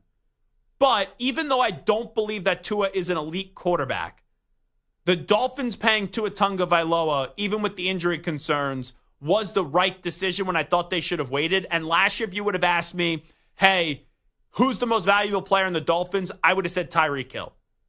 It is now Tua Tagovailoa because that team's offense looked dysfunctional without him, and Mike McDaniel looked incompetent without Tua Tagovailoa. So I still think they missed the playoffs, but a lot of respect to Tua Tagovailoa this season. A good quarterback. I'm not going to call him great, but he's the most valuable player on the Miami Dolphins. Next team and player or coach. All right, what about C.J. Stroud and the Texans, who now have 5 losses? I'm disappointed with that team because even though I didn't pick them to go to the AFC Championship game and they're going to still win their division, that is by a product of how bad that division is right now. The Colts stink. The Jaguars are a mess. The Titans are a mess. But to lose that game to Tennessee yesterday, that's just ridiculous. It really is. And you look at some of their big games this year, the offense was a no-show up against Minnesota. All right, they beat the Bills, but remember, at the end of that game, Sean McDermott, it was football malpractice with the way that he was coaching at the end of that contest. C.J. Stroud didn't even eclipse 100 yards when they played the Green Bay Packers. You know, they lost to the Jets. The Jets stink. They lose to the Lions, right? Like, there's just not a game this year where you say, okay, that's an awesome victory. Now, maybe the Bills, but I thought that was more Buffalo losing it than the Texans winning it. You know, if your signature victory is beating up on the Cowboys 34-10 when Cooper Rush is the starting quarterback, please give me a break. But I said at the end of the last season that C.J. Stroud was a top 5 quarterback, and the Texans were ready to take that next step. C.J. Stroud's still a top 10 quarterback in the league, but he's not a top 5 quarterback. And the Texans are not ready to take that next step this season. They're still moving in the right direction. They still vastly improved that franchise, but what they did last year, we thought they were going to catapult into that next level and be ready to sort of resemble a Super Bowl contender. There's no way that team's going to the Super Bowl this year. No way whatsoever. And I will not be ranking C.J. Stroud as the 5th best quarterback in football. And even though I still think he's really good, a lot of teams rather have C.J. Stroud than not have him. Here's where I'm disappointed the most. I thought this offseason, for a guy that really had no ego, for a guy that was the ultimate team guy, I think as Prime said, he started smelling himself a little bit. Because C.J. Stroud, remember when he was like pulling aside Caleb Williams and giving him you're a second-year player. You're practically the same age as these guys. You can't be conducting yourself like a 15-year veteran in the league that's had a Hall of Fame career after one great season, an historically great season for a rookie at that position. But you can't be acting like you're Tom Brady and start giving out advice after 1 year under your belt. So that's how I changed to that team. They're not ready to take that step into being one of the better teams in the NFL. All right, how about a team that a lot of people thought would be maybe one of the 5, 6, 7 worst teams in the league this year, and that's Sean Payton and the Broncos. A lot of respect. I don't know if it's going to work long term, but I do believe that they're going to make the playoffs. I do think they're going to be the last wild card team in the AFC when you look at the Denver Broncos, who are currently sitting at 7-5. I know it wasn't pretty up against the Raiders, but their schedule the rest of the way, they should beat the Browns. That gets them to 8. They should beat the Colts. That gets them to 9. And if you just take care of business against those two teams, you got to win one game down the stretch. Chargers, Bengals, Chiefs. You win one of those games, you'll be a 10-win football team. So these next 2 weeks are the biggest. You got to beat the Browns. You got to beat the Colts, which is expected of you. And then after that, all you got to do is just win one game between the Chargers, Bengals, and Chiefs, and you're 10-7. You're in the postseason. It shows you how good of a coach Sean Payton is. You know, Bo Nix is playing really well. There's going to be a push for Bo Nix to potentially win Offensive Rookie of the Year. You know, I still think it will be Jaden Daniels, but there will be a push for Bo Nix. But with not a lot of talent on that team and a lot of cornerstone pieces that they don't have and aren't apparent there, that 1-2 punch has at least made me think, okay, it could work. When Bo Nix got drafted, I just did not think that was the right pick for the Denver Broncos. So in that regard, I've changed my expectation for them. I would have never thought they could be a playoff team before the start of the season. Now I'll be disappointed if they don't make the postseason. All right, how about Baker Mayfield and Tampa Bay, who are up to 5-6 despite all the injuries they've had? I think my expectation stays the same for them. I thought they were the second best team in the NFC South before the year started. I will still say that they are, but it would not surprise me in the slightest if you see that the Buccaneers end up winning this division over the Falcons, even though the Falcons have beat them twice. Because you look at Tampa Bay's schedule the rest of the way, Carolina, the Raiders, the Chargers, the Cowboys, Carolina, and the Saints. Yeah, they lost 4 in a row. Yeah, Godwin's done for the season. Yeah, they just got back Mike Evans. But man, Baker Mayfield, he has moxie, he has guts. He has been a really damn good quarterback this year. He's playing like a top 10 quarterback. I would not rank him in the top 10 at the end of the season.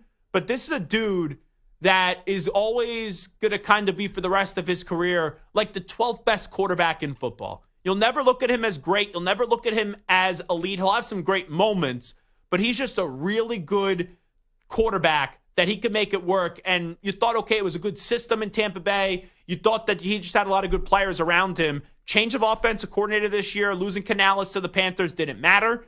And then losing Mike Evans and losing Chris Godwin, he has prevented that ship from sinking. So a lot of respect to Baker Mayfield this year. I think they're alive still. So I guess that changed slightly. But if you put a gun to my head, I still think the Falcons get in over the Tampa Bay Buccaneers. All right. And last but not least, the team that has the second longest losing streak in the NFL, and that is Brian Daboll and the Giants. So I have sat here week after week, and I have said, I still believe that John Mara is going to bring back Joe Shane, and he's going to bring back Brian Daboll, where you could be bad, but it just can't be embarrassing. And the Giants have become, once again, a full-out embarrassment. And I know that Daboll didn't mess it up with the media like Joe Judge has done in the past by hearing his press conference today. But you look at the storm that happened yesterday. It's one thing you get blown out and you're non-competitive, and that's a mess. That's bad, obviously. There's a hot take of the day to the Tampa Bay Buccaneers. But then after the game, you have Malik Neighbors saying it's the coach's fault, basically. You got Sexy Dexter Lawrence saying that this team was soft and the defense was soft yesterday, that's a really poor reflection of the coaching staff. And then to add insult to injury and to just dump all the salt in the wound, Saquon Barkley pops off for 255 and 2 tutties. People are saying he's the MVP of the NFL, even though I still think it's Josh Allen. Xavier McKinney, you let walk out of the building, had an interception. And then you also had Leonard Williams, who you traded away, had 2.5 sacks. And all those teams that those guys play for, they won yesterday, while the Giants lost, and the Giants just are an embarrassment. I really think yesterday, if the Giants end up firing Daboll and Shane, which now I think is going to happen, and I believe that Mara's going to move on. Yesterday is the straw that broke the camel's back, where Mara's just like, give us something. Just be competitive, right? Be competitive up against Tampa Bay. And not only were you non-competitive, all the guys that you either traded away or let walk out of the building are superstars. And we're playing wonderful yesterday. So I do think I'm finally ready to wave the flag that I'm going to say Daboll and Shane are not back next year. And then we'll see if it's going to be Belichick. We'll see if it's going to be Mike Vrabel taking over this team. But I do believe the Giants are going to get rid of Daboll and Shane at the end of the season. All right, it is Zach Gelb Show on the Infinity Sports Network. Stu's got some questions for me on the other side. I'll give some answers. We will get to onside, offside next. Update time first. Here is the Act Man, Rich Ackerman. Infinity Sports Network Sports Flash. Well, the Battle of the Harbaugh brothers closes out Week 12 as the Chargers host the Ravens, with both teams having Super Bowl aspirations, with Baltimore at 7-4 and L.A. 7-3. John Harbaugh has gotten the better of his younger brother Jim in the 2 previous meetings, but the Ravens coach said he has the ultimate respect for his sibling. I've known him, since he was born. I've got that on him, a couple months, but he loves football, man. He loves his players. He loves football. He's always got some way of seeing things, I think, that's really interesting, and that's why people are interested in hearing from him. This is the 3rd meeting of the 2 brothers, with John winning both of the 2 previous ones. Jaguars quarterback Trevor Lawrence will practice today, and his status for next weekend still to be determined. That decision will come later in the week. Texans safety Jalen Petrie expected to miss several weeks with a partially torn pec. College basketball right now in the second half, late second half, and Memphis leads number 2 UConn 79-75 in the Maui Invitational. The Celtics go for their 6th in a row against the Clippers, and Kristaps Porzingis expected to make his season debut. I'm Rich Ackerman. This is the Infinity Sports Network. Follow us on Instagram. Our handle is Infinity Sports Network. That's Infinity Sports Network to follow us on Instagram.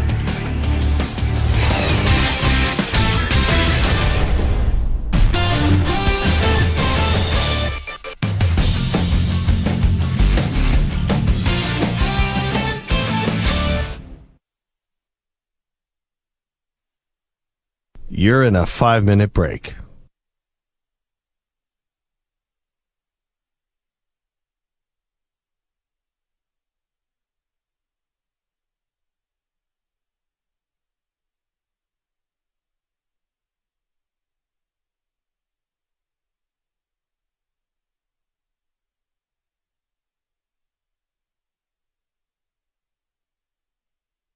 Four minutes, 30 seconds remaining.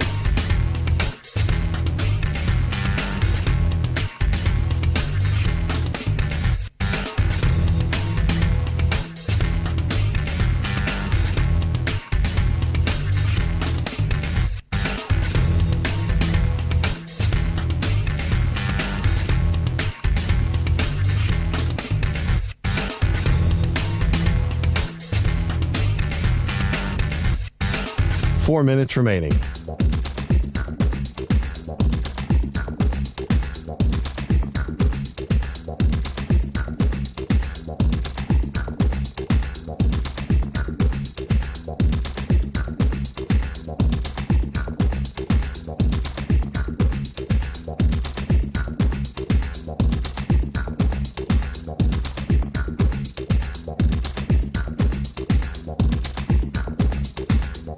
Three minutes, 30 seconds remaining.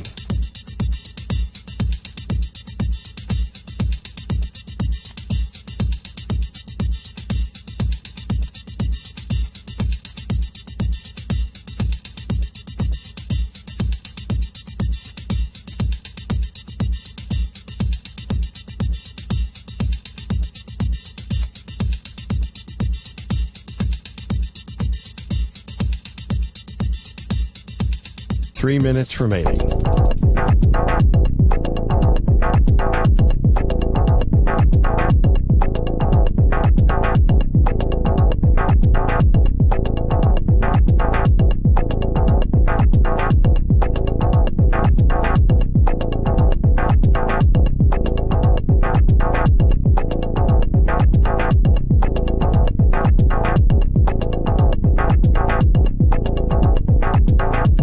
Two minutes, 30 seconds remaining.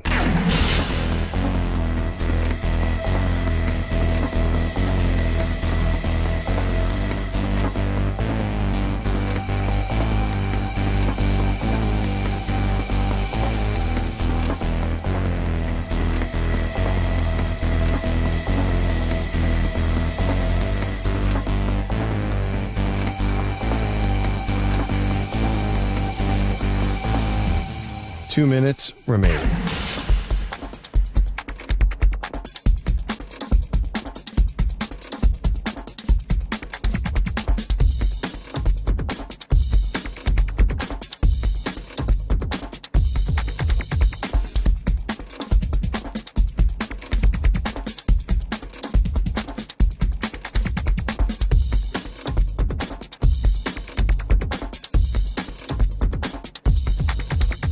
One minute, 30 seconds remaining.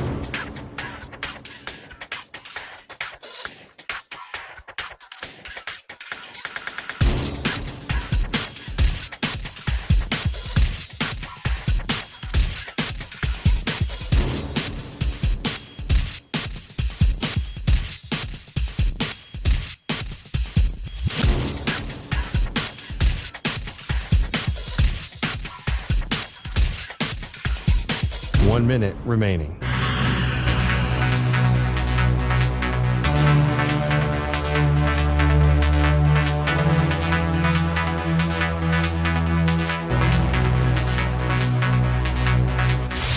Five seconds remaining.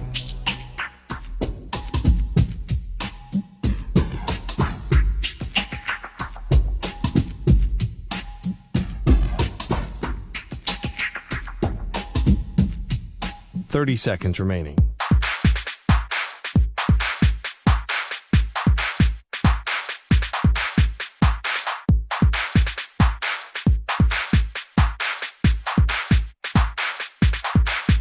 Fifteen seconds.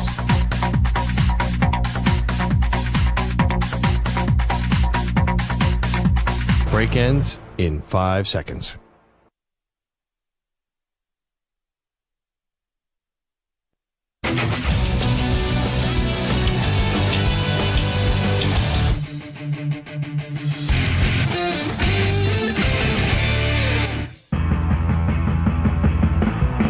Zach's taking on the most polarizing issues in sports. Which side of the line of scrimmage will he end up on? Offside. Defense number 69. It's Onsides, Offsides with Zach Gelb. All righty, let's get to it. Onside, offside time right now. Zach Gelb Show, Infinity Sports Network. Stu Pac, what do we got cooking today on the questions? All right, so Saquon Barkley has been an absolute revelation in Philly, rushing for a franchise record 255 yards in last night's win over the Rams. On the season, Saquon leads the NFL in carries and yards and is now on pace for 2,151 yards, which would break Eric Dickerson's single-season rushing record.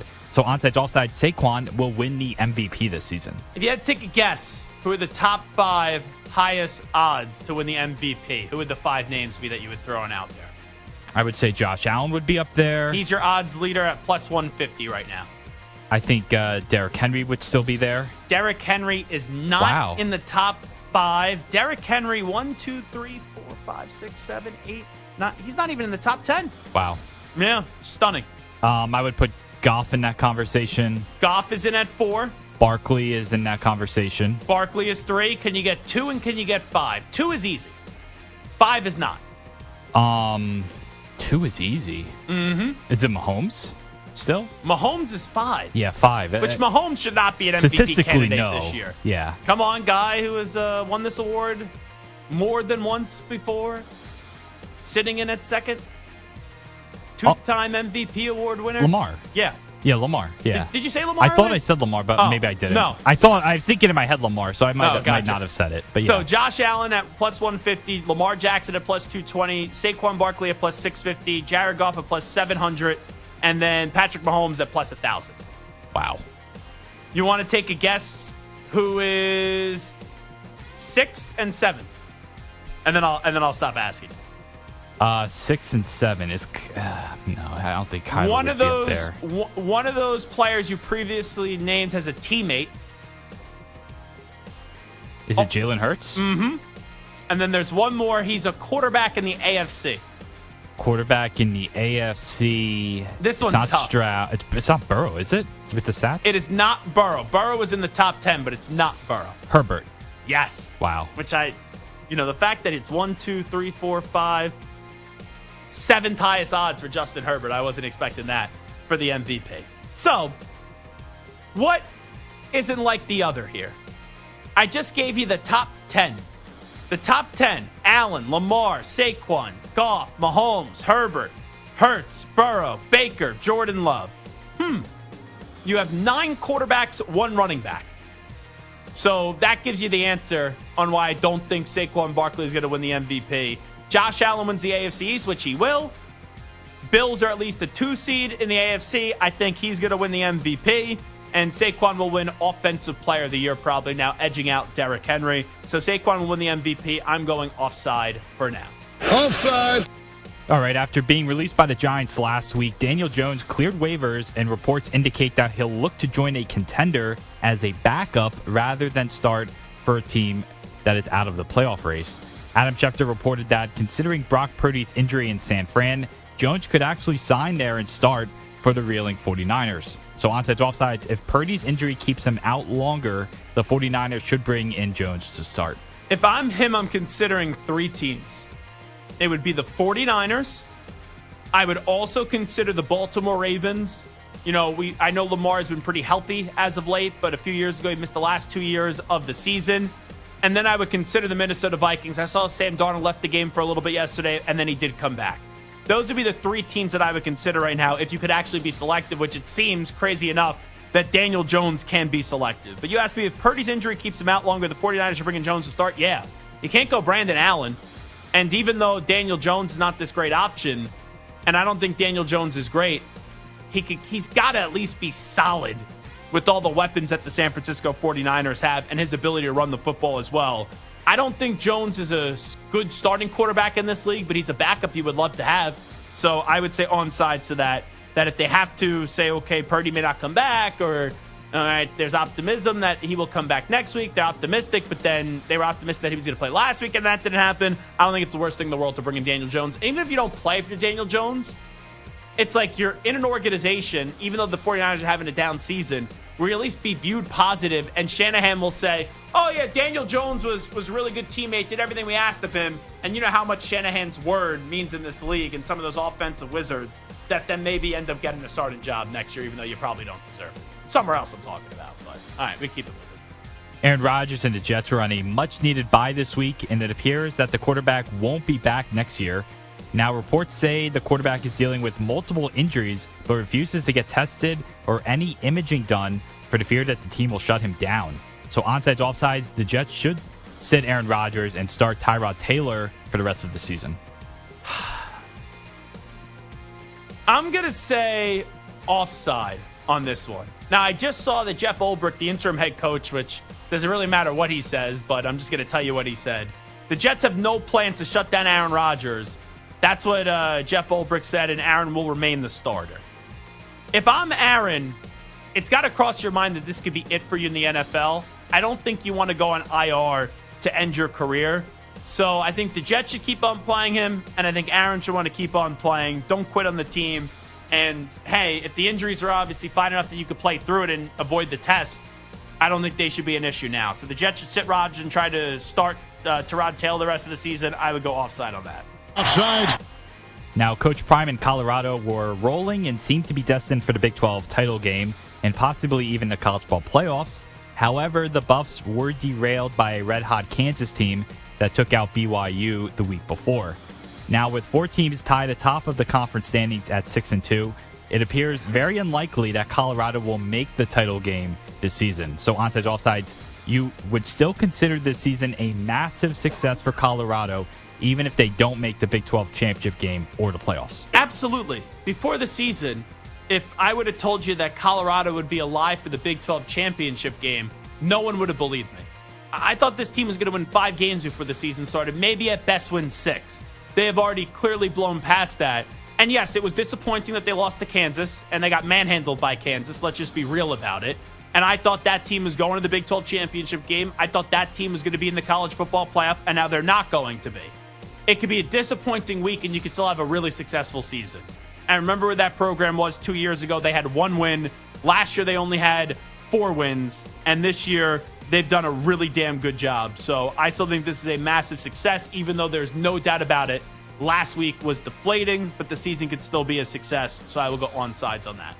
All right, last one on Saturday. Hickey's Nittany Lions survived a major scare from how Minnesota. Lucky were they? How lucky were they? Oh, I was ready to just throw a fiesta, if I'm being honest. I was getting so happy to get into work this on Monday. I would have loved it if they would have went down, but that wasn't the case. Would have made for some great content on social media for sure. Just that 1-point win over Minnesota and remain number 4 in the AP poll, while My Fighting Irish moved up to number 5 after smoking previously unbeaten Army 49-14, thanks to 130 yards and 2 touchdowns by Jeremiah Love, who of course joined us a few weeks back. So onside, offsides, you have more. You see that hurdle that he had into the end zone? That was great. Sick. He's a very good running back. Onside, offsides, you have more confidence in Notre Dame in the playoffs than you do Penn State. Yeah, onsides. Penn State relies too much on Abdul Carter and Warren. They are too much individuals on the defensive side of the ball and the offensive side of the ball. I know Notre Dame lost to Northern Illinois earlier in the season, and that was horrific. And it was flashbacks to the Marshall game a few years ago for Marcus Freeman. And I'm still questioning what Marcus Freeman could be as a head coach, but I've already seen this story long enough with James Franklin to know that he's not going to win a big game. And how great is Xavier Watts, by the way? And he won like every award possible last year. I don't know how he wasn't a finalist for one of the big awards. I think it was the Bednarik that came on out. But he was he's been unbelievable this season as well. And that dude's going to be making many plays on Sundays. Notre Dame is just a more well-rounded team than Penn State. And I think Notre Dame, if they played Penn State in the playoff, which they probably wouldn't in the opening round now, because Notre Dame is probably going to be the 6th seed, and Penn State's probably going to, or Penn State's probably going to be the 6th, and Notre Dame's probably going to be the 7, or in that realm, 6, 7, 8 for those 3 teams, or for those 2 teams with anywhere between those 3 spots. I would say that Notre Dame gets the edge over Penn State right now. I don't feel great about it, but I have been impressed with what Notre Dame's been able to do week in and week out down the stretch. And they have a game that they need to beat USC coming up this weekend, which they should. But I've been more impressed with Notre Dame than Penn State. Penn State's had some really sloppy efforts as of late. So you have more confidence in Notre Dame in the playoff than you do Penn State? Sure. On sides on that one. All right, it is Zach Gelb Show on the Infinity Sports Network. Really quick first 2 hours of the radio program. We got 1 more hour to play, whether you listen to us via YouTube and watch us on YouTube, one of our great Infinity Sports Network affiliates, Sirius XM, Channel 158, or as always, streaming on the free Odyssey app. We're going to take a timeout. We got 3 more killer segments to play. We have to get to Kyle Shanahan. You know, there's a conversation regarding Kyle Shanahan that I think is absolutely ridiculous. And let me say this. As someone who's not that confident in my college football, in my head football coach, I would be very, very happy, extremely happy, if some of these idiots that are saying, hey, Kyle Shanahan should be fired after this season, if that actually does happen. Because the 49ers would end up being a bad football team, and then guess what? One of these teams that needs some hope could go bring in Kyle Shanahan. So I would be fine if the Patriots ended up scooping up Kyle Shanahan, even though that's not going to happen because they're not going to fire him. But we'll delve into more of the 49ers and unusual season for them when we come on back. We still got to get to know how to offense and preview the Harbaugh Bowl that comes your way later tonight on Monday Night Football.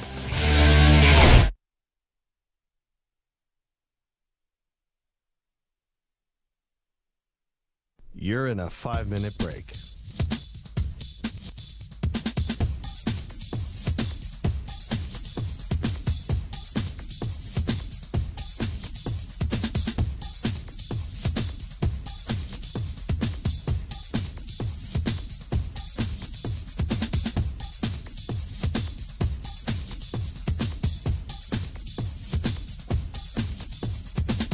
4 minutes, 30 seconds remaining.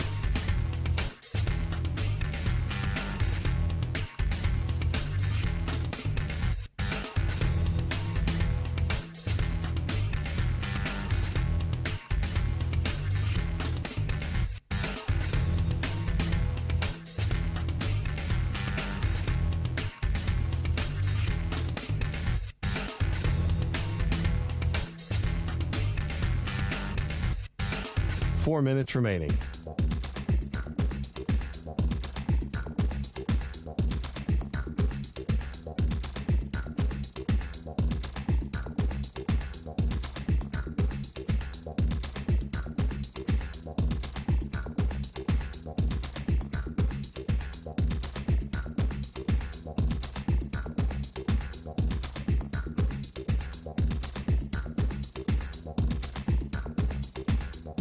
Three minutes, 30 seconds remaining.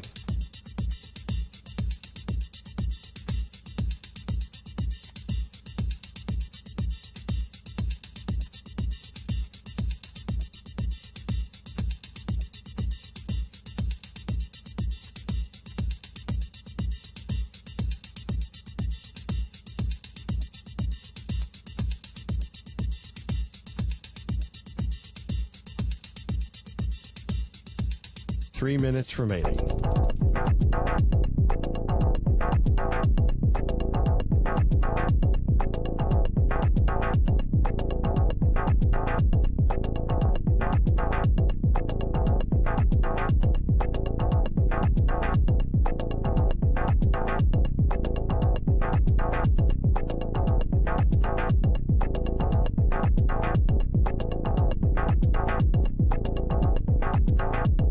Two minutes, 30 seconds remaining.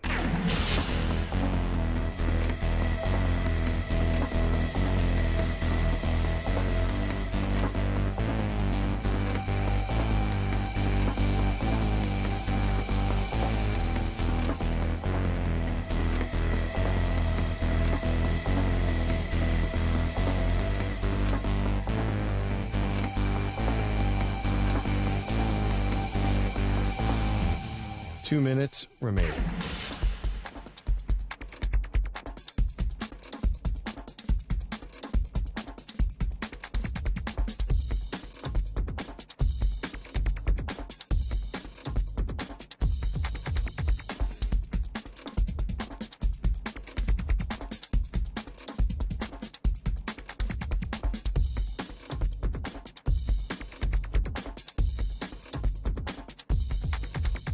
One minute, 30 seconds remaining.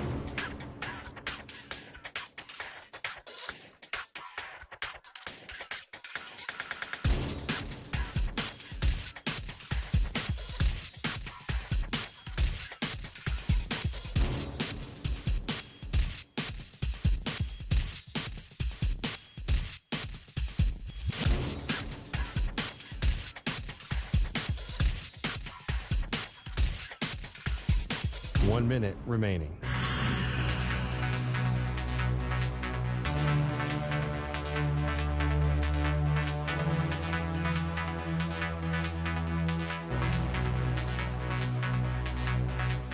Forty-five seconds remaining.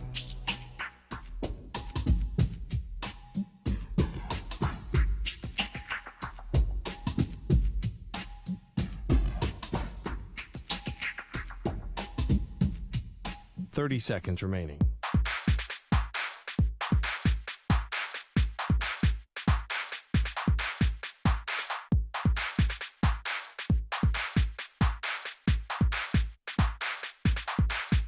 Fifteen seconds.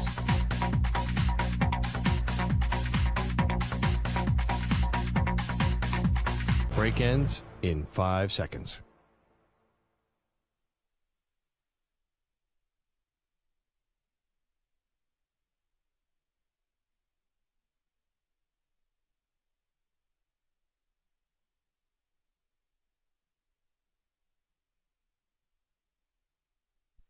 To infinity and beyond. He's live. He's nationwide. This is the Zach Gelb Show.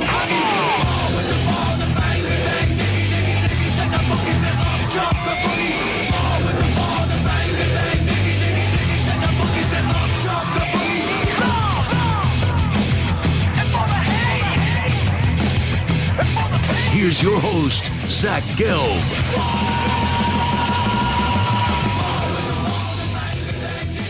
Alrighty, it is the Zach Gelb Show on the Infinity Sports Network. You know, just real quickly looking ahead to this weekend of college football, the Texas A&M ticket prices are astronomical. I think like the cheapest ticket I read to get in is $700. And if Texas wins, they're in the SEC championship game up against Georgia. If A&M wins, they're in the SEC championship game against Georgia as well.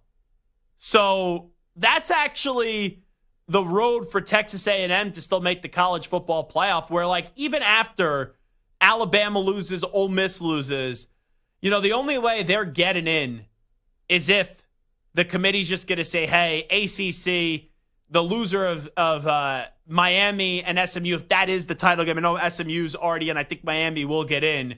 If let's say it's a blowout, then maybe we'll look to put Alabama or Ole Miss in, or a South Carolina in, if they could take care of business up against Clemson to get the SEC to 4.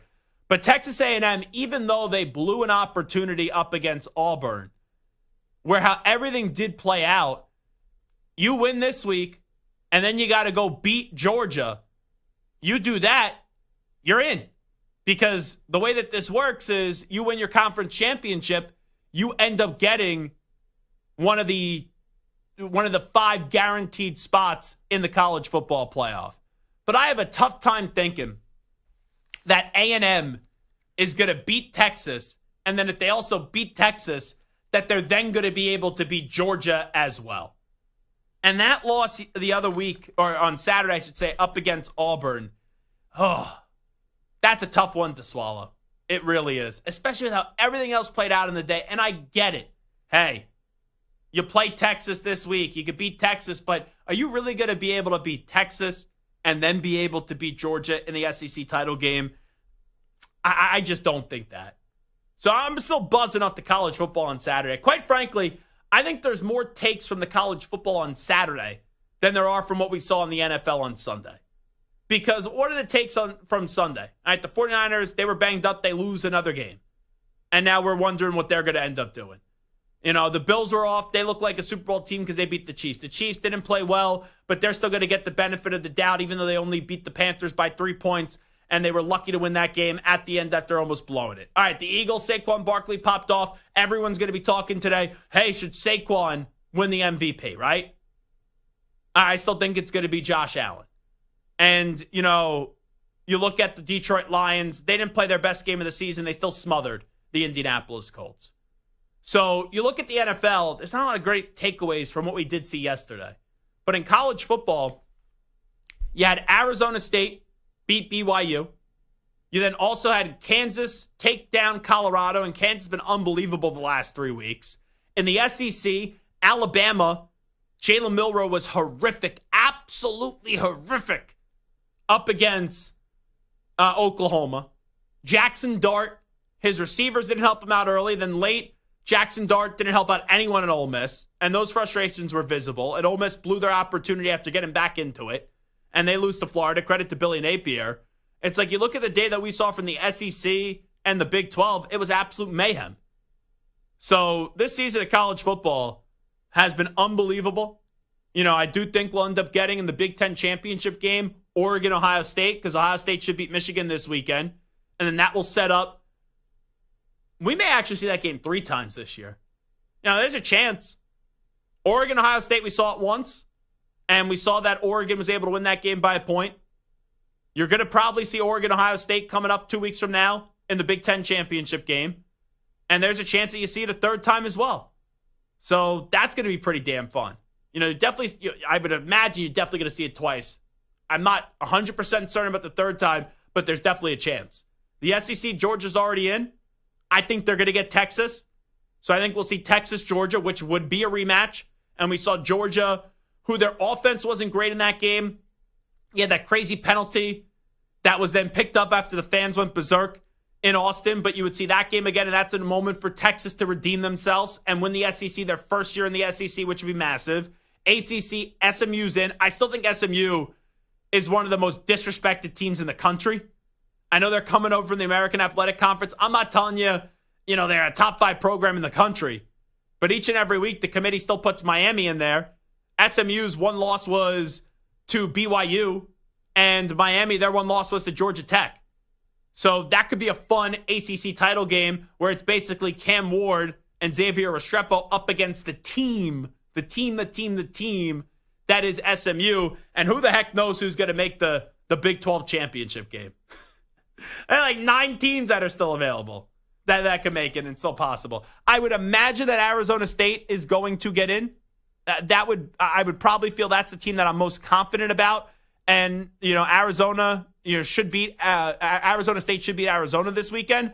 But Arizona is one of those teams, like, they got talent. But once they lost their coach in Fish and he went over to Washington, you just thought everything was going to get pulled out from underneath them. And that's been a team that after that victory up against Utah, they have looked just really bad. They have won, since that Utah game, one win, and it was up against one game, and it was up against Houston. So even though with the talent of Arizona, could you come alive for a rivalry game? I guess, but I would think that Arizona State is going to be in the Big 12 championship game. And if I had to guess right now, even though I don't like the way that they look recently, I would say that Iowa State's going to get in. Iowa State's playing Kansas State. I like Kleiman a lot, though. But I've been disappointed with them. They lose that game to Houston. They lose to Arizona State by 10 points as well, Kansas State.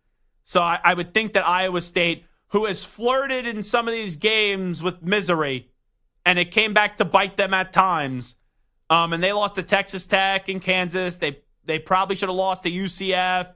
The Utah game was funky as well. But I'll trust Rocco Beck to get there. But, man, this has been an unbelievable year of college football. It's really been fun. And it's crazy. Stu, each and every week I put out 12 teams that I think will get in at the end of the year. I do what I think the bracket will be for the Tuesday selection show. And then I think the 12 teams that are going to get in at the end of the year. And to see where those 12 teams are and how much they change each and every week is just absolutely crazy. Like last week, I thought for sure Colorado was going to go on to get the job done. And Colorado was going to win the Big 12. Now they're out. And, tomorrow when the selection committee does their business, I'd be surprised if 2 ACC teams aren't in. So to just see how this is really played on out this year, college football this year has been expect the unexpected. Because we were out at Alabama, then we got back in Alabama, now we're back out. We were out in Ole Miss, then we got back in Ole Miss, and now we're out. It's just week to week, Stu. It is wild. And, who would have thought? I thought Notre Dame, even you're Fighting Irish. Notre Dame, they would have made the college football play. Even when they lost to Northern Illinois, I said, there's no reason for me to say they're going to make the college football playoff because you lose to Northern Illinois. I don't know how many more wins you could expect this year. But you looked at the schedule, you're like, okay, there's a road where that's their only loss, and then they'll get in.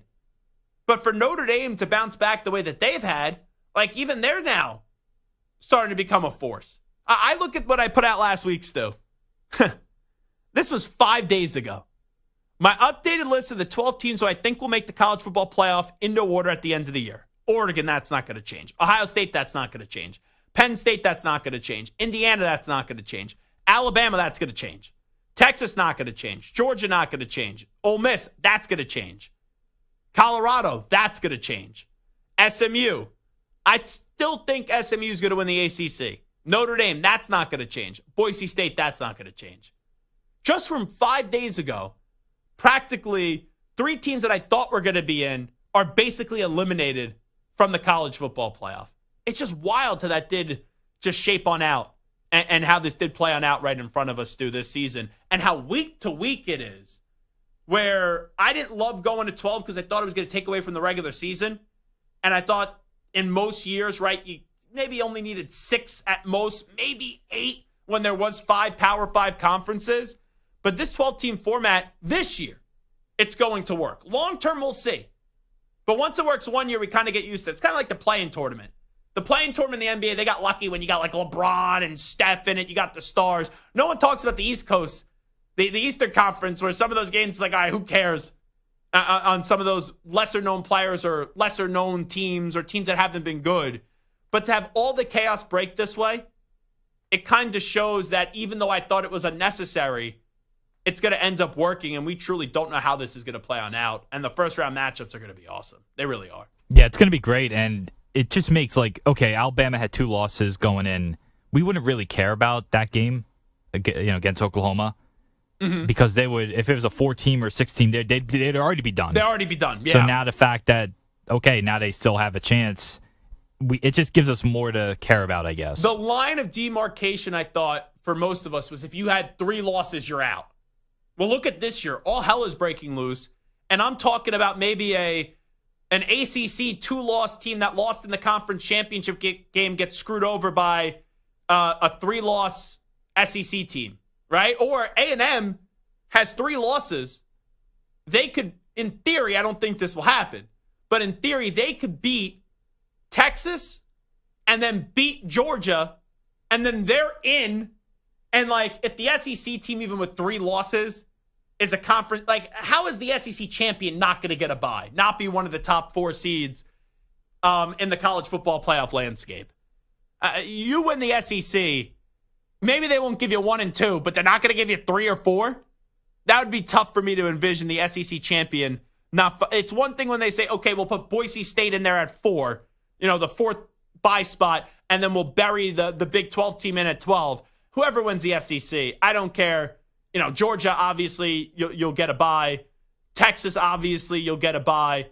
But if you look at, for example, even if A&M does the unthinkable and they beat Texas and Georgia, they're still going to find a way to get a bye still.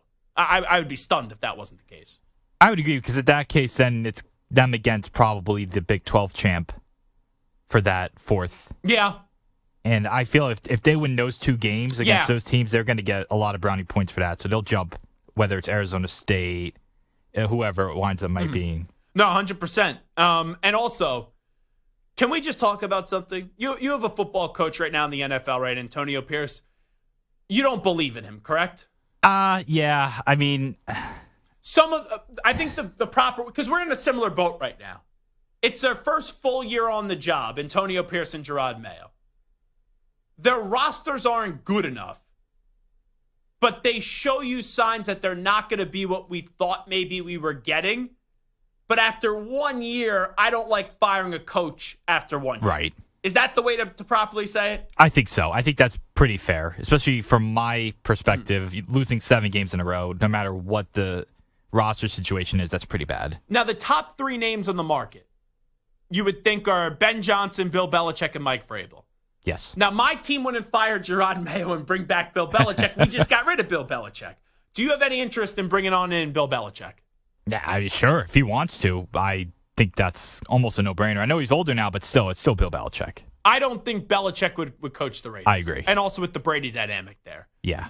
Ben Johnson, you would take in a second, correct? Yes. Mike Vrabel, you would take in a second. Yes. Okay. Can I give you a name that no one's talking about? I know he's 72. Has anyone mentioned Pete Carroll potentially returning? Right? Belichick, legend. Ben Johnson, up and coming. Vrabel, established. Pete Carroll is a heck of a football coach, and he doesn't get a mention anywhere for an NFL head coaching job. Would you be interested in Pete Carroll coaching the Raiders? Would you get rid of Antonio Pierce to bring in Pete Carroll? Probably not. I feel like Carroll would be good for a spot that's ready to win now. Okay. But I feel like even if the Raiders do get a quarterback or one of these, but you would take Belichick in a second. Yeah, because it's Belichick. Okay. I think it's a little different. Okay. I just, to me, it's wild how no one has mentioned Pete Carroll. But anyway, I think we could both agree. Even though he can't win a big game to save his life in terms of the Super Bowl, and he chokes away those games 3 times as an OC in Atlanta and twice as the head football coach of the San Francisco 49ers. Even though we both think Antonio Pierce and Gerard Mayo should be back for another season, we're both willing to admit that if the 49ers did the unthinkable and fired Kyle Shanahan, hey, get rid of Mayo, get rid of Pierce, even if you got screwed over, and go get Kyle Shanahan. This idea, and maybe this is just aggregators, Stu, and that's what I think it is, and sometimes we look at aggregators as their reporters. Aggregators throwing it out there, or these gambling websites, is Kyle Shanahan on a hot seat? The only way Kyle Shanahan's not going to be back as head coach of the 49ers next year is if he resigns. They're not going to fire Kyle Shanahan. This year's underwhelming. This year is a bad year for the 49ers. There's still a chance they're going to make the playoffs. I don't think they are going to make the playoffs because only one NFC West team's going to get in, and I just don't think it's their year. But this idea, with how good he's been for that team, and how good he's been as a head coach and what the record is, that they would get rid of him after this one underwhelming season, to me is just the definition of jackassery. I don't get it whatsoever still. I don't either. And I think I've said it a few times on this show. It's just a year where they've had so many injuries. And it's just, I don't think any coach, you can put any coach in that spot. I don't think they're going to turn that team into a playoff team. I just think starting with McCaffrey, you've seen Bosa, you've seen Purdy, a bunch of other guys too. It's just not their year. I don't think you fired a coach just based off of this year. And I can't do it. also, if you are that established, right? He's taken them to 2 Super Bowls, and he's been to other NFC Championship games. You're entitled, after a bad year or a disappointing year, to redeem yourself. And who would the Niners get that is that much better? You want to tell me you want to bring in Belichick? All right, fine. As much as I love Vrabel should not be the coach of the 49ers. Ben Johnson, I get he's young, up and coming, but how many times is a young, up and coming coach just does not end up working out now? So I just don't see, even if they don't win another game down the stretch, which they will, I just don't see why you would get rid of Kyle Shanahan and not give him another year to redeem himself when this has just been a bleep show with the injuries. All right, it is the Zach Gelb Show on the Infinity Sports Network. We'll come on back with No Huddle Offense. You're in a 5-minute break.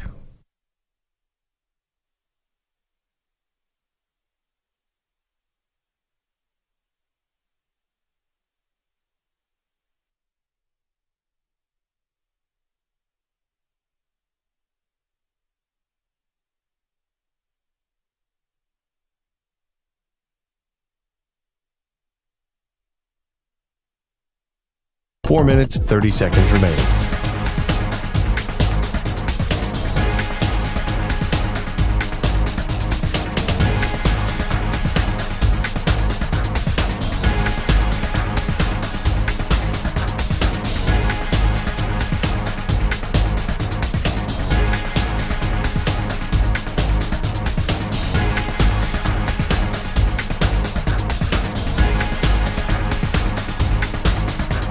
Four minutes remaining.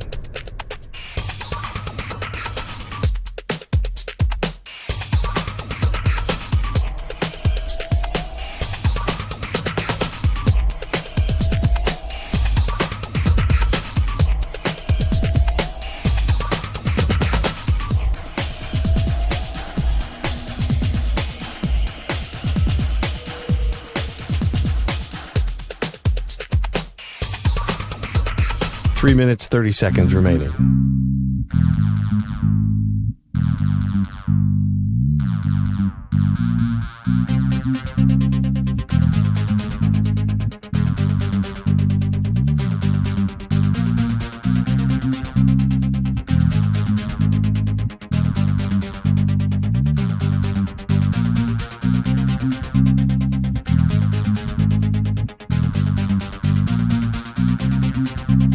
Three minutes remaining.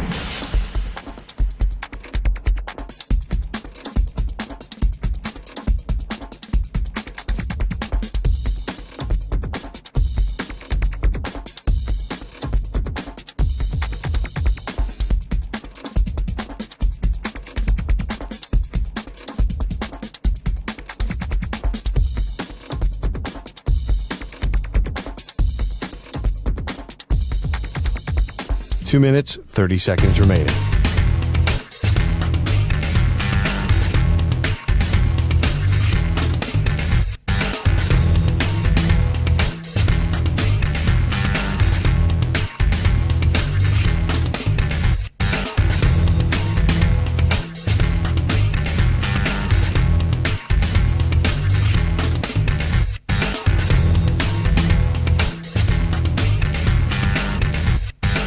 Two minutes remaining.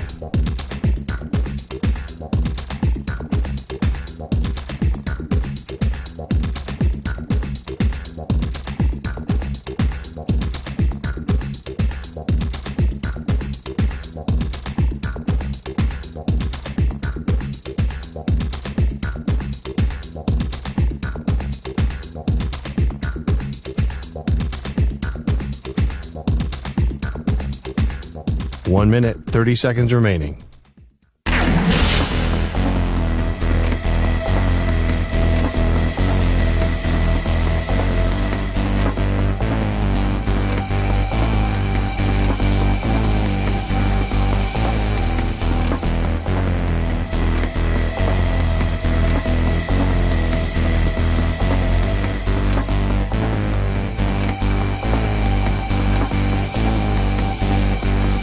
1 minute remaining.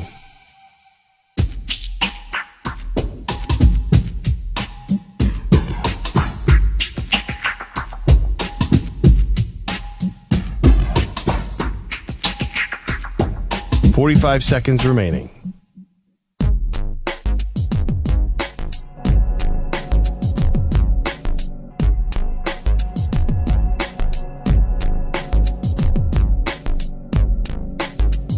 $30 seconds remaining.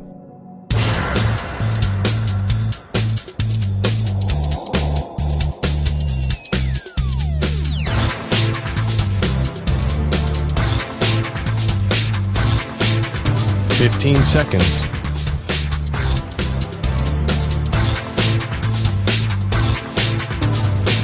Break ends in 5 seconds.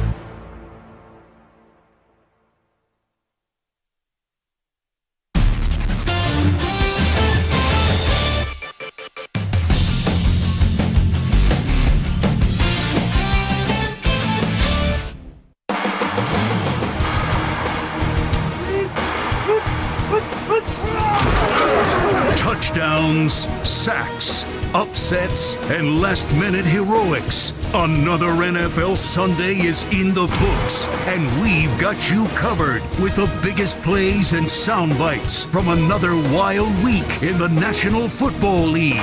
It's time for No Huddle Offense on the Zach Gelb Show. Alrighty, we started off with the Eagles and the Rams. Eagles win 37-20 out at SoFi Stadium, which was basically a home game for the Philadelphia Eagles. Jalen Hurts in the contest. He wasn't the story, but he had 179 yards and a touchdown. Also had 39 rushing yards as well. 20 total touchdowns and 1 interception in his last 8 games. But Saquon Barkley, who's the NFL leading rusher right now with 1,392 yards, had 255 yards and 2 touchdowns. A.J. Brown also joined the party, 6 catches for 109 yards. Matthew Stafford had 243 yards and 2 touchdowns. Puka Nacua, 9 for $117. Cooper Kupp had a touchdown at the end, but other than that, he pretty much had an underwhelming night. But when you look at Saquon Barkley and what he's doing right now, as there starts to be chance of MVP, even though I think right now it would still be Josh Allen because the MVP basically has become a quarterback award and the Offensive Player of the Year goes to the best non-quarterback, and I do think that would be Saquon right now. But when you have a 70-yard rushing touchdown in the third quarter, you don't think you're going to be able to top that. Well, Saquon at the end of the game with 2:44 left said, yeah, I could get 2 more yards and get a 72-yard rushing touchdown. This made it 37-14 as the Eagles blow out the LA Rams. In the pistol with Barkley behind him. Want to bet he gives it to Barkley? He gives it to Barkley, who cuts outside. He's at the 40, the 50, the 40. He's going to go again. He's going to go again. Touchdown, Saquon Barkley. His all-time record, 72 yards. Powered by PNC for the Achiever and you on Sports Radio 94. WIP, Eagles, Eagles, Eagles. That's the iconic Merrill Reese. So that's the way that it did work on out and play on out yesterday for the Eagles. How about a miserable day for the Giants? I know the Giants aren't on here. I don't think they're on here. They got blown out by the Buccaneers. Then if they are on here, we got to have a talk with you two after the show for putting this together. You put the Giants and the Buccaneers on. I know we had Rachaad White on. He was great, but geez, we don't need to talk anymore about that Giants-Buccaneers game. But the Giants get blown up by the Buccaneers, and then Saquon pops off to add insult to injury. Xavier McKinney had an interception for the Green Bay Packers, and Leonard Williams for the Seahawks had 2.5 sacks. My, oh, my. But anyway, let's get it back to the Eagles and the Rams. Stu, what's your question here? Yeah, are the Eagles, are they back in your circle of trust for the Super Bowl? Yes. So I always thought they would be able to win it, but then I thought Sirianni could cost them it, and if they did win it, it'd be in spite of Sirianni. Even though I still have trust issues with Sirianni, this team just has too much talent. And Devontae Smith isn't even playing right now. And I know they lost Brandon Graham for the season, but this defense is really starting to click under Vic Fangio, and Jalen Carter is an absolute stud. And you look at it, there's not that many great teams in the NFL. Chiefs could still win a Super Bowl, even though they're not playing great this year. The Lions are clearly a Super Bowl team. The Bills are a Super Bowl team. And yes, the Eagles are as well. So the Eagles, they are a top 4 team in the NFL. They are a top 2 team in the NFC. So therefore, yes, They are back in my circle of trust of getting to a Super Bowl and potentially winning the Super Bowl this year. Next up, how about this Cowboys-Commanders game? I thought for most of it was going to be, man, the Commanders, disappointing. How are you going to let the Cowboys win? And then you had a sequence where Terry McLaurin had an 86-yard touchdown catch. All right, maybe you thought with 20 seconds left, you go for 2, you avoid overtime. You know what? We're home, just kick the extra point, and then you don't make it. And you end up losing the game. And on the onside kick, the Cowboy player returned it. And everyone's crushing this Cowboys player. Just good. And there's 12 seconds left in the game. All right, so you go up by 8. I know the Commanders had that Hail Mary a few weeks ago. The analysis that I've heard from people losing their mind over Thomas taking that ball 43 yards back is absolutely ridiculous. But before I give you the stats, I just explained you the sequence. Let's hear the McLaurin 86-yard touchdown catch and then Seibert missing the extra point where, geez, that's just as bad of an extra point miss that you could get in that moment when you're having such a special season and you're about to tie up a game and avoid such a miserable letdown and you let it slip, I would say, right out of your hands. But I guess you could say that because the ball was poorly snapped and then you didn't get a good hold down and then the kick was no good. Here's the sequence. Daniels, here's the snap, lobs one over to Terry McLaurin, is open, 45-50, 45-40, turns on the Jets, he's gone! Touchdown! Touchdown Washington! They've done it again! Another miracle in Landover! Do you believe in miracles? Yes! Oh my! Shaden Daniels does it again! Wow! Unbelievable! 86-yard touchdown pass to Terry McLaurin! Oh, wow! I don't know what he's announcing, and I don't care. There's 21 seconds left. We got an extra point. The game is not tied. Austin Seibert has to make this. He's already missed an extra point. It's preserved. Snap low. Trustway gets it down. No. Seibert's kick. Bad snap. Bad snap. A bad snap. They got the hold down, and Seibert missed it left. Wow. Oh, this is the craziest final 4 minutes of a football game you will ever see. Ever. Oh, my God. I have not heard that yet. Usually I hear those calls. I was watching the moment, and I feel like I only really want to listen to those when it goes in a positive way. And since it was negative, I didn't even think to listen to that. That's the Commanders Radio Network. That's entertainment. And the color analyst is like, no! Oh! That's amazing. You went from euphoria, right? The highest of highs. I can't believe. They gave you a do you believe in miracles? As if this was 1980 USA up against the Soviets. And then, wah, wah, wah. That's like the US beat the Soviets and then lost to Finland. Like, that's the comparison there. You got the touchdown. You got the difficult part. And then you couldn't find a way to make the extra point. Oh, gee golly. That's something. Commanders have only had 113 total yards and 3 points in the first half in this one. Jaden Daniels on the game, 275 yards, 2 touchdowns, 2 picks, 74 yards rushing, and a rushing touchdown, but it's his third straight loss. McLaurin before that play was 4 of 16 before getting the final stat line of 5 for a $102 with the touchdown. And the Cowboys, who ran for 247 yards and 2 touchdowns, they nearly blew a 20-9 fourth quarter lead. At least Micah Parsons got 2 sacks in the game. All righty, what's the question here, Stu? All right, how concerned are you about the Commanders' offensive struggles of late? Very concerned, because this is the Cliff Kingsbury playbook, and even if there was an outside chance that he could get a head coaching job after this season, I think that is already starting to kind of dwindle and go away, just because this is what is his problem in Arizona. They get off to these good starts, and the offense will be so stagnant down the stretch, and that's what you're seeing right now. I think they have a big enough lead where they should still make the postseason. I do. Because the NFC West keeps on shooting themselves in the foot, and I don't think they're going to get 2 spots. So I still think the Commanders will get in. But, geez, I am concerned about what I'm seeing with that offense. All right, let's get to the Cardinals and the Seahawks. Kyler Murray, 285 yards, no touchdowns and a pick.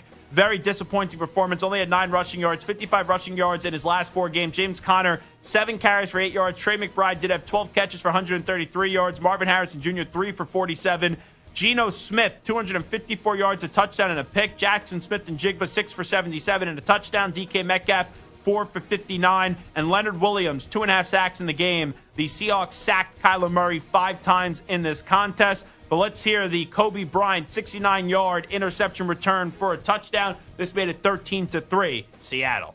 Play fake. Murray's going to try to get it. He's going to run far side. He's going to dump it over the top. Intercepted. Kobe Bryant. Far sideline. He's got some blockers. 30, 25, 20, 10, 5. Touchdown. Seahawks. No flags. Kobe Bryant on a huge mistake. Murray floats it up, overthrows the tight end. Bryant picks it off. What a deflating performance by the Arizona Cardinals, Stu. Really. A complete no-show. I was excited for that game. I thought it was going to be a good game. And Seattle ends up getting the victory, and the Arizona Cardinals, their offense was just putrid in that one. What's the question here? Yeah, who do you have more faith in, the Cardinals or the Seahawks the rest of the season? I'm going to say it's the Seahawks. They have more talent. And, Geno Smith, he's not great, but he's not as obviously bad as he was before he got to Seattle. And I know Kyler Murray has a higher ceiling, but there are just performances by the Arizona Cardinals where they're so flat, like what you saw up against the Seattle Seahawks. So I'll give more of the edge to the Seattle Seahawks, especially after what we saw on Sunday. All righty, let's get to it. In overtime, Bears, they come on back, right? They force it overtime. The Vikings, bad beat. They couldn't cover the 3.5-point spread. And I thought for a moment maybe Minnesota would pound the football in and get the score. But then they set up, let's have Sam Darnold roll out to the left, fall down, line up the kick the way that you want. Here's John Parker Romo on his game-winning 29-yard field goal. This is what it sounded like. Jake McQuaid, the long snapper. Ryan Wright holds. This is a 29-yard field goal between the hash marks to win it. Snap spot. Romo! Yes! And the Minnesota Vikings have won 5 consecutive games at Soldier Field. The final score, 30-27. And that's Paul Allen, of course, on the Vikings radio network, one of the best in the business, as the Minnesota Vikings, they almost snatched defeat from the jaws of victory, but then they were able to find a way to get the job done. You look at that game, it was 27-16 with 23 seconds left. Keenan Allen gets the 1-yard touchdown catch from Caleb Williams. Caleb Williams then hits DJ Moore for the 2-point conversion. Then after the onside kick, you had Cairo Santos hit that 48-yard field goal, and that tied it up at 27 apiece before you had John Parker Romo with the game winner in overtime. Some numbers on this one. Caleb Williams, 340 yards passing and 2 passing touchdowns. DJ Moore, 7 for a $106 and a TD. Keenan Allen, 9 for 86 with the touchdown. And Roma Dunze, 5 receptions for 39 yards. Jordan Addison, 8 for a $162 and a touchdown. And Justin Jefferson has not had a touchdown in his last 5 games. He had only 2 catches for 27 yards. And he would have had a touchdown, but then a penalty negated that. Sam Darnold, 330 yards passing, 2 touchdowns, no picks. And Aaron Jones, 106 yards rushing with a TD in this one. Stu, what's the question here? What is your level of confidence of the Vikings not only making the playoffs, but winning a game in the playoffs? I think pretty damn good. And here's why. So the Vikings are not going to win the division. They will either be the 5 or the 6. So if you're the 5 or the 6, you're playing either the 3 or the 4. So that's either the NFC West winner or the NFC South winner. I think the NFC North second and third team is probably better than the NFC South winner and also better than the NFC West winner this year. So I think there's a good chance that the Vikings can win a playoff game. And finally, this game is in the 4 o'clock window. It was there, and if you watched it, you just love pain. I know the Broncos win 29-19, and the Broncos are a heck of a story, and Bo Nix leads all rookie quarterbacks in touchdown passes with 16 and second in yards, only 70 behind Jaden Daniels. Bo Nix, 273 yards, 2 touchdowns, no picks, 8 touchdowns and no interceptions in his last 3 games. Cortland Sutton had 2 touchdowns, 8 catches for 97 yards. Broncos had 5 sacks on the day. Gardner Minshew out for the season with a broken collarbone. His season comes to a close with 230 yards passing, a touchdown and an interception. Brock Bowers, 4 for 38, pretty quiet. Max Crosby, 4 straight games without a sack. And you did have Jacoby Myers, 10 catches for 121 yards. But there's like the moments in this game, you knew that the Broncos were going to win. It was close for a while, and then the Broncos, obviously, they pulled away. But, geez, this was just an ugly game all around. This is a game that was over. Broncos fans, you're happy you're 7-5, and it's better than what anyone could have expected this season. The Raiders, you're like, please, just get us a quarterback next year. Get us Shedeur Sanders. Get us Cam Ward. But this was just such an irrelevant game, and a game that, unless if you're a Broncos or Raiders fan, you should not have tuned in for. With all that being said, let's listen up. Bo Nix, 18-yard touchdown pass to Cortland Sutton. This made it 16-13, Denver. Nix takes a shotgun snap, throws a fade route right side. He's got Sutton there. Cortland goes up, makes the catch. Touchdown, Denver. Right over the top of Jack Jones. Cortland Sutton with his 4th receiving touchdown of the season. A throw of 18 yards, and the Broncos in front 15-13. Hey, Stu, when the Raiders had a lead at halftime, did you ever think they were going to win the game? No, I didn't think so. Okay. I thought they would lose. Yeah, I was just inquiring mind wanted to know. You know, I've been a miserable football fan lately. Maybe I just wanted to enjoy you right there. All righty, what's the question here? All right, so you have Bo Nix now with 16 touchdown passes, the most for any rookie quarterback. Has he surpassed Jaden Daniels in the Rookie of the Year conversation? He has significantly closed the gap.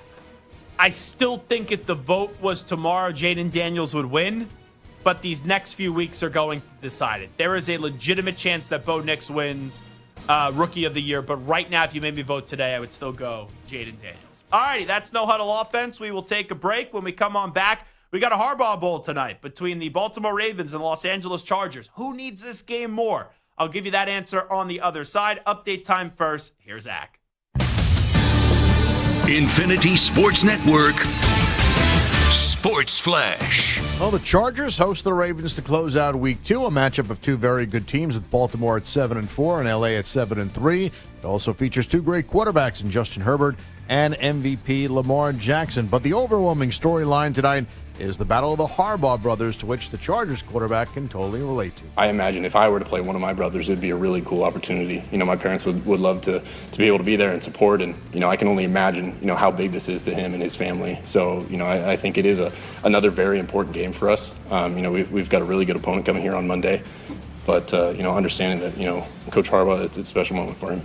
Jim Harbaugh, though, has come out on the losing end of the two previous meetings and included a loss in the Super Bowl. Trevor Lawrence returned to practice after missing 2 games with an injured left shoulder, but the team will wait until later in the week before deciding on his status. Raiders quarterback Gardner Minshew is done for the season with a broken collarbone, and Texan safety Jalen Petrie expected to miss several weeks with a partially torn pec. The 49ers have opened the practice window for linebacker Dre Greenlaw, who's coming back from a torn Achilles suffered in the Super Bowl. And college basketball today, down goes second-ranked UConn in overtime, falling in Maui to Memphis 99-97. I'm Rachaad.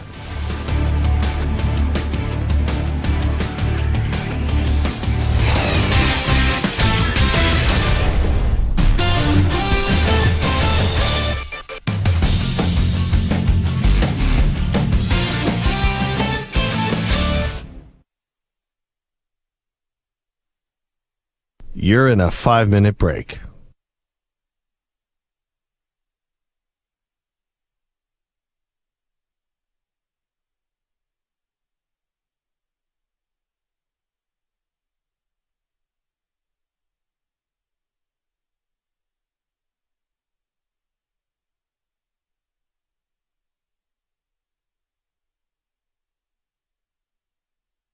Four minutes, 30 seconds remaining.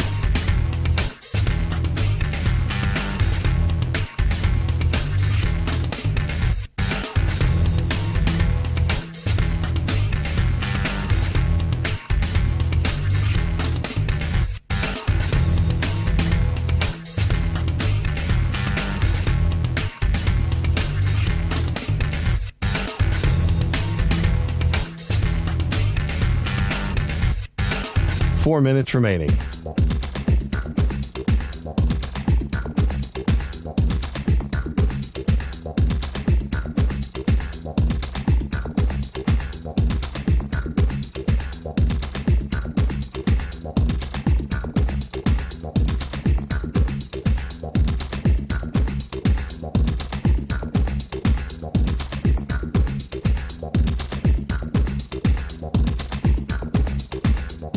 3 minutes, 30 seconds remaining.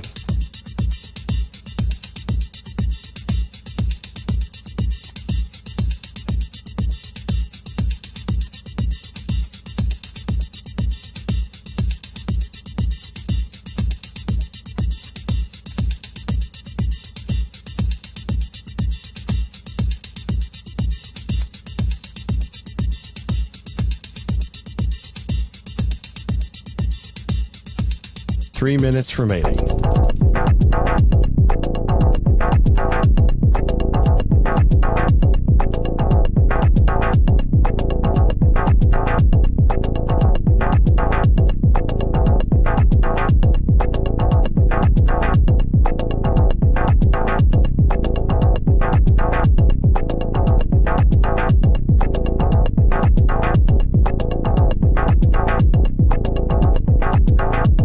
Two minutes, 30 seconds remaining.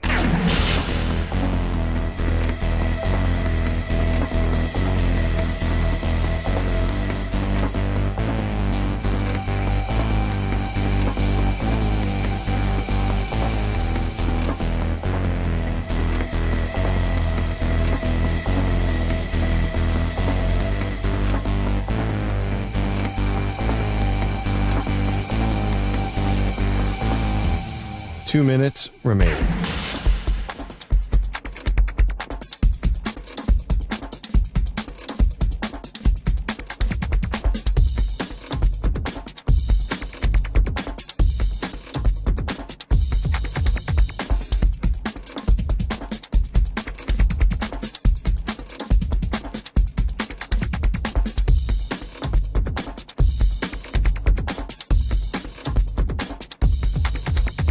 One minute, 30 seconds remaining.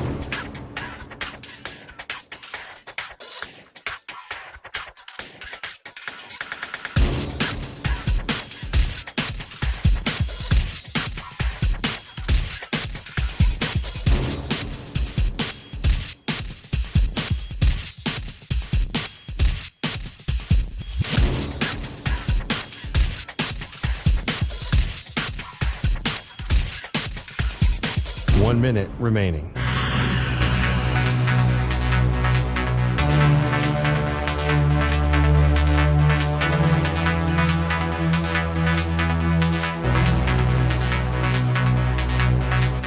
Forty-five seconds remaining.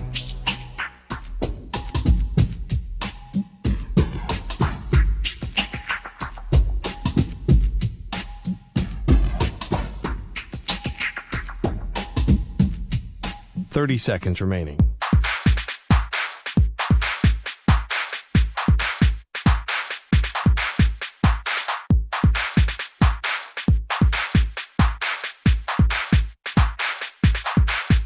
Fifteen seconds.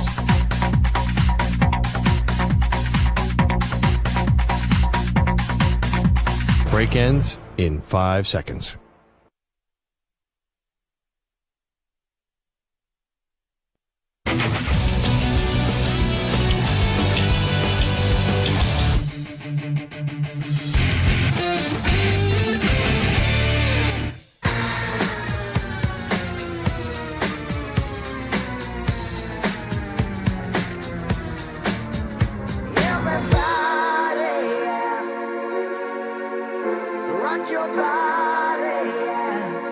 Hey, this is Howie. And this is Nick. From the Backstreet Boys. And you're listening to the Zach Gelb Show. And guess what?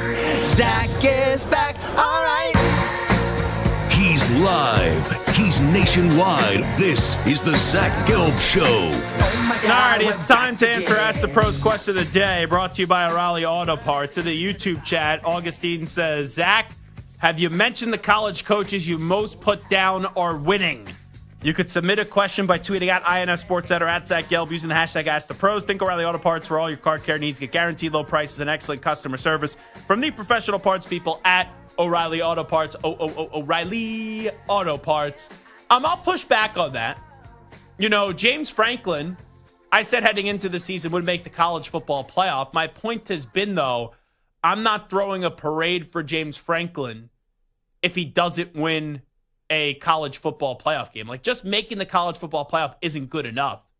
He's been a good enough coach to make a 12-team playoff format if there ever was one in the past. My biggest point of contention with James Franklin is he can't win the big game. And if you look at Penn State this year, who almost lost to Minnesota this week, and I'll give Franklin credit for the fake punt late. I'll give him credit for that. I'll be fair here. I'm always fair. But when you look at James Franklin, his biggest game of the season was who? Ohio State. His team crapped the bed in that spot in a game that was winnable. So what, I'm supposed to throw bouquets his way for what he did up against USC and Minnesota? Minnesota! That's what I'm supposed to do? Come on. And for Ryan Day, I said the Buckeyes heading into this year were a top 3 team in college football. I said they should win the Big Ten. We'll see if they do so. You know, I said before the year, even though I like Michigan, that Ohio State will beat Michigan this year. But for Ryan Day, why am I throwing him a parade right now? And I gave him a ton of credit after Penn State. I said his team finally looked like a tough football team. They finally played like a tough football team. I picked them to cover the spread up against Indiana. But my words, not my words when it comes to this, and not my expectations, but it was Urban Meyer and Jim Tressel. They talked about how great this roster was. They said this could be the greatest roster Ohio State's ever had. All right, that's what they said. So that would elicit that there are championship or bust expectations. So to say right now that I need to go out of my way to praise Ryan Day, why? There's still a chance he doesn't win a national championship. And if Ryan Day wins a national championship, I will be the first one to get on the radio, and I'll be the first one to say, hey, he did something I didn't think he would ever do at Ohio State. All right? That's what I would say. And I would give him a full day of praise. You won't hear a negative word about me with Ryan Day and all the, me call him Crying Ryan and that fake tough guy voice, tough football team. All that stuff will get retired because he would do his job. But this idea that I have to go sit here and jump up and down like a fat kid in a candy store because Ryan Day, beat Penn State, lost to Oregon this year. Come on, give me a break. They're championship or bust. And that's the expectation. That's the standard this year for Ohio State. And for Penn State, you got to go win a playoff game. And you'll have a home playoff game. That great Penn State crowd that we always hear about. This unbelievable, toughest place to play in college football. As all the Colt members will tell me. Well, if it's the toughest place to play in college football, you win a playoff game this year. All right? And let's see if you can do that. Especially when all these SEC powerhouses are not going to be there. Alabama won't be there. You're not going to have Ole Miss be there.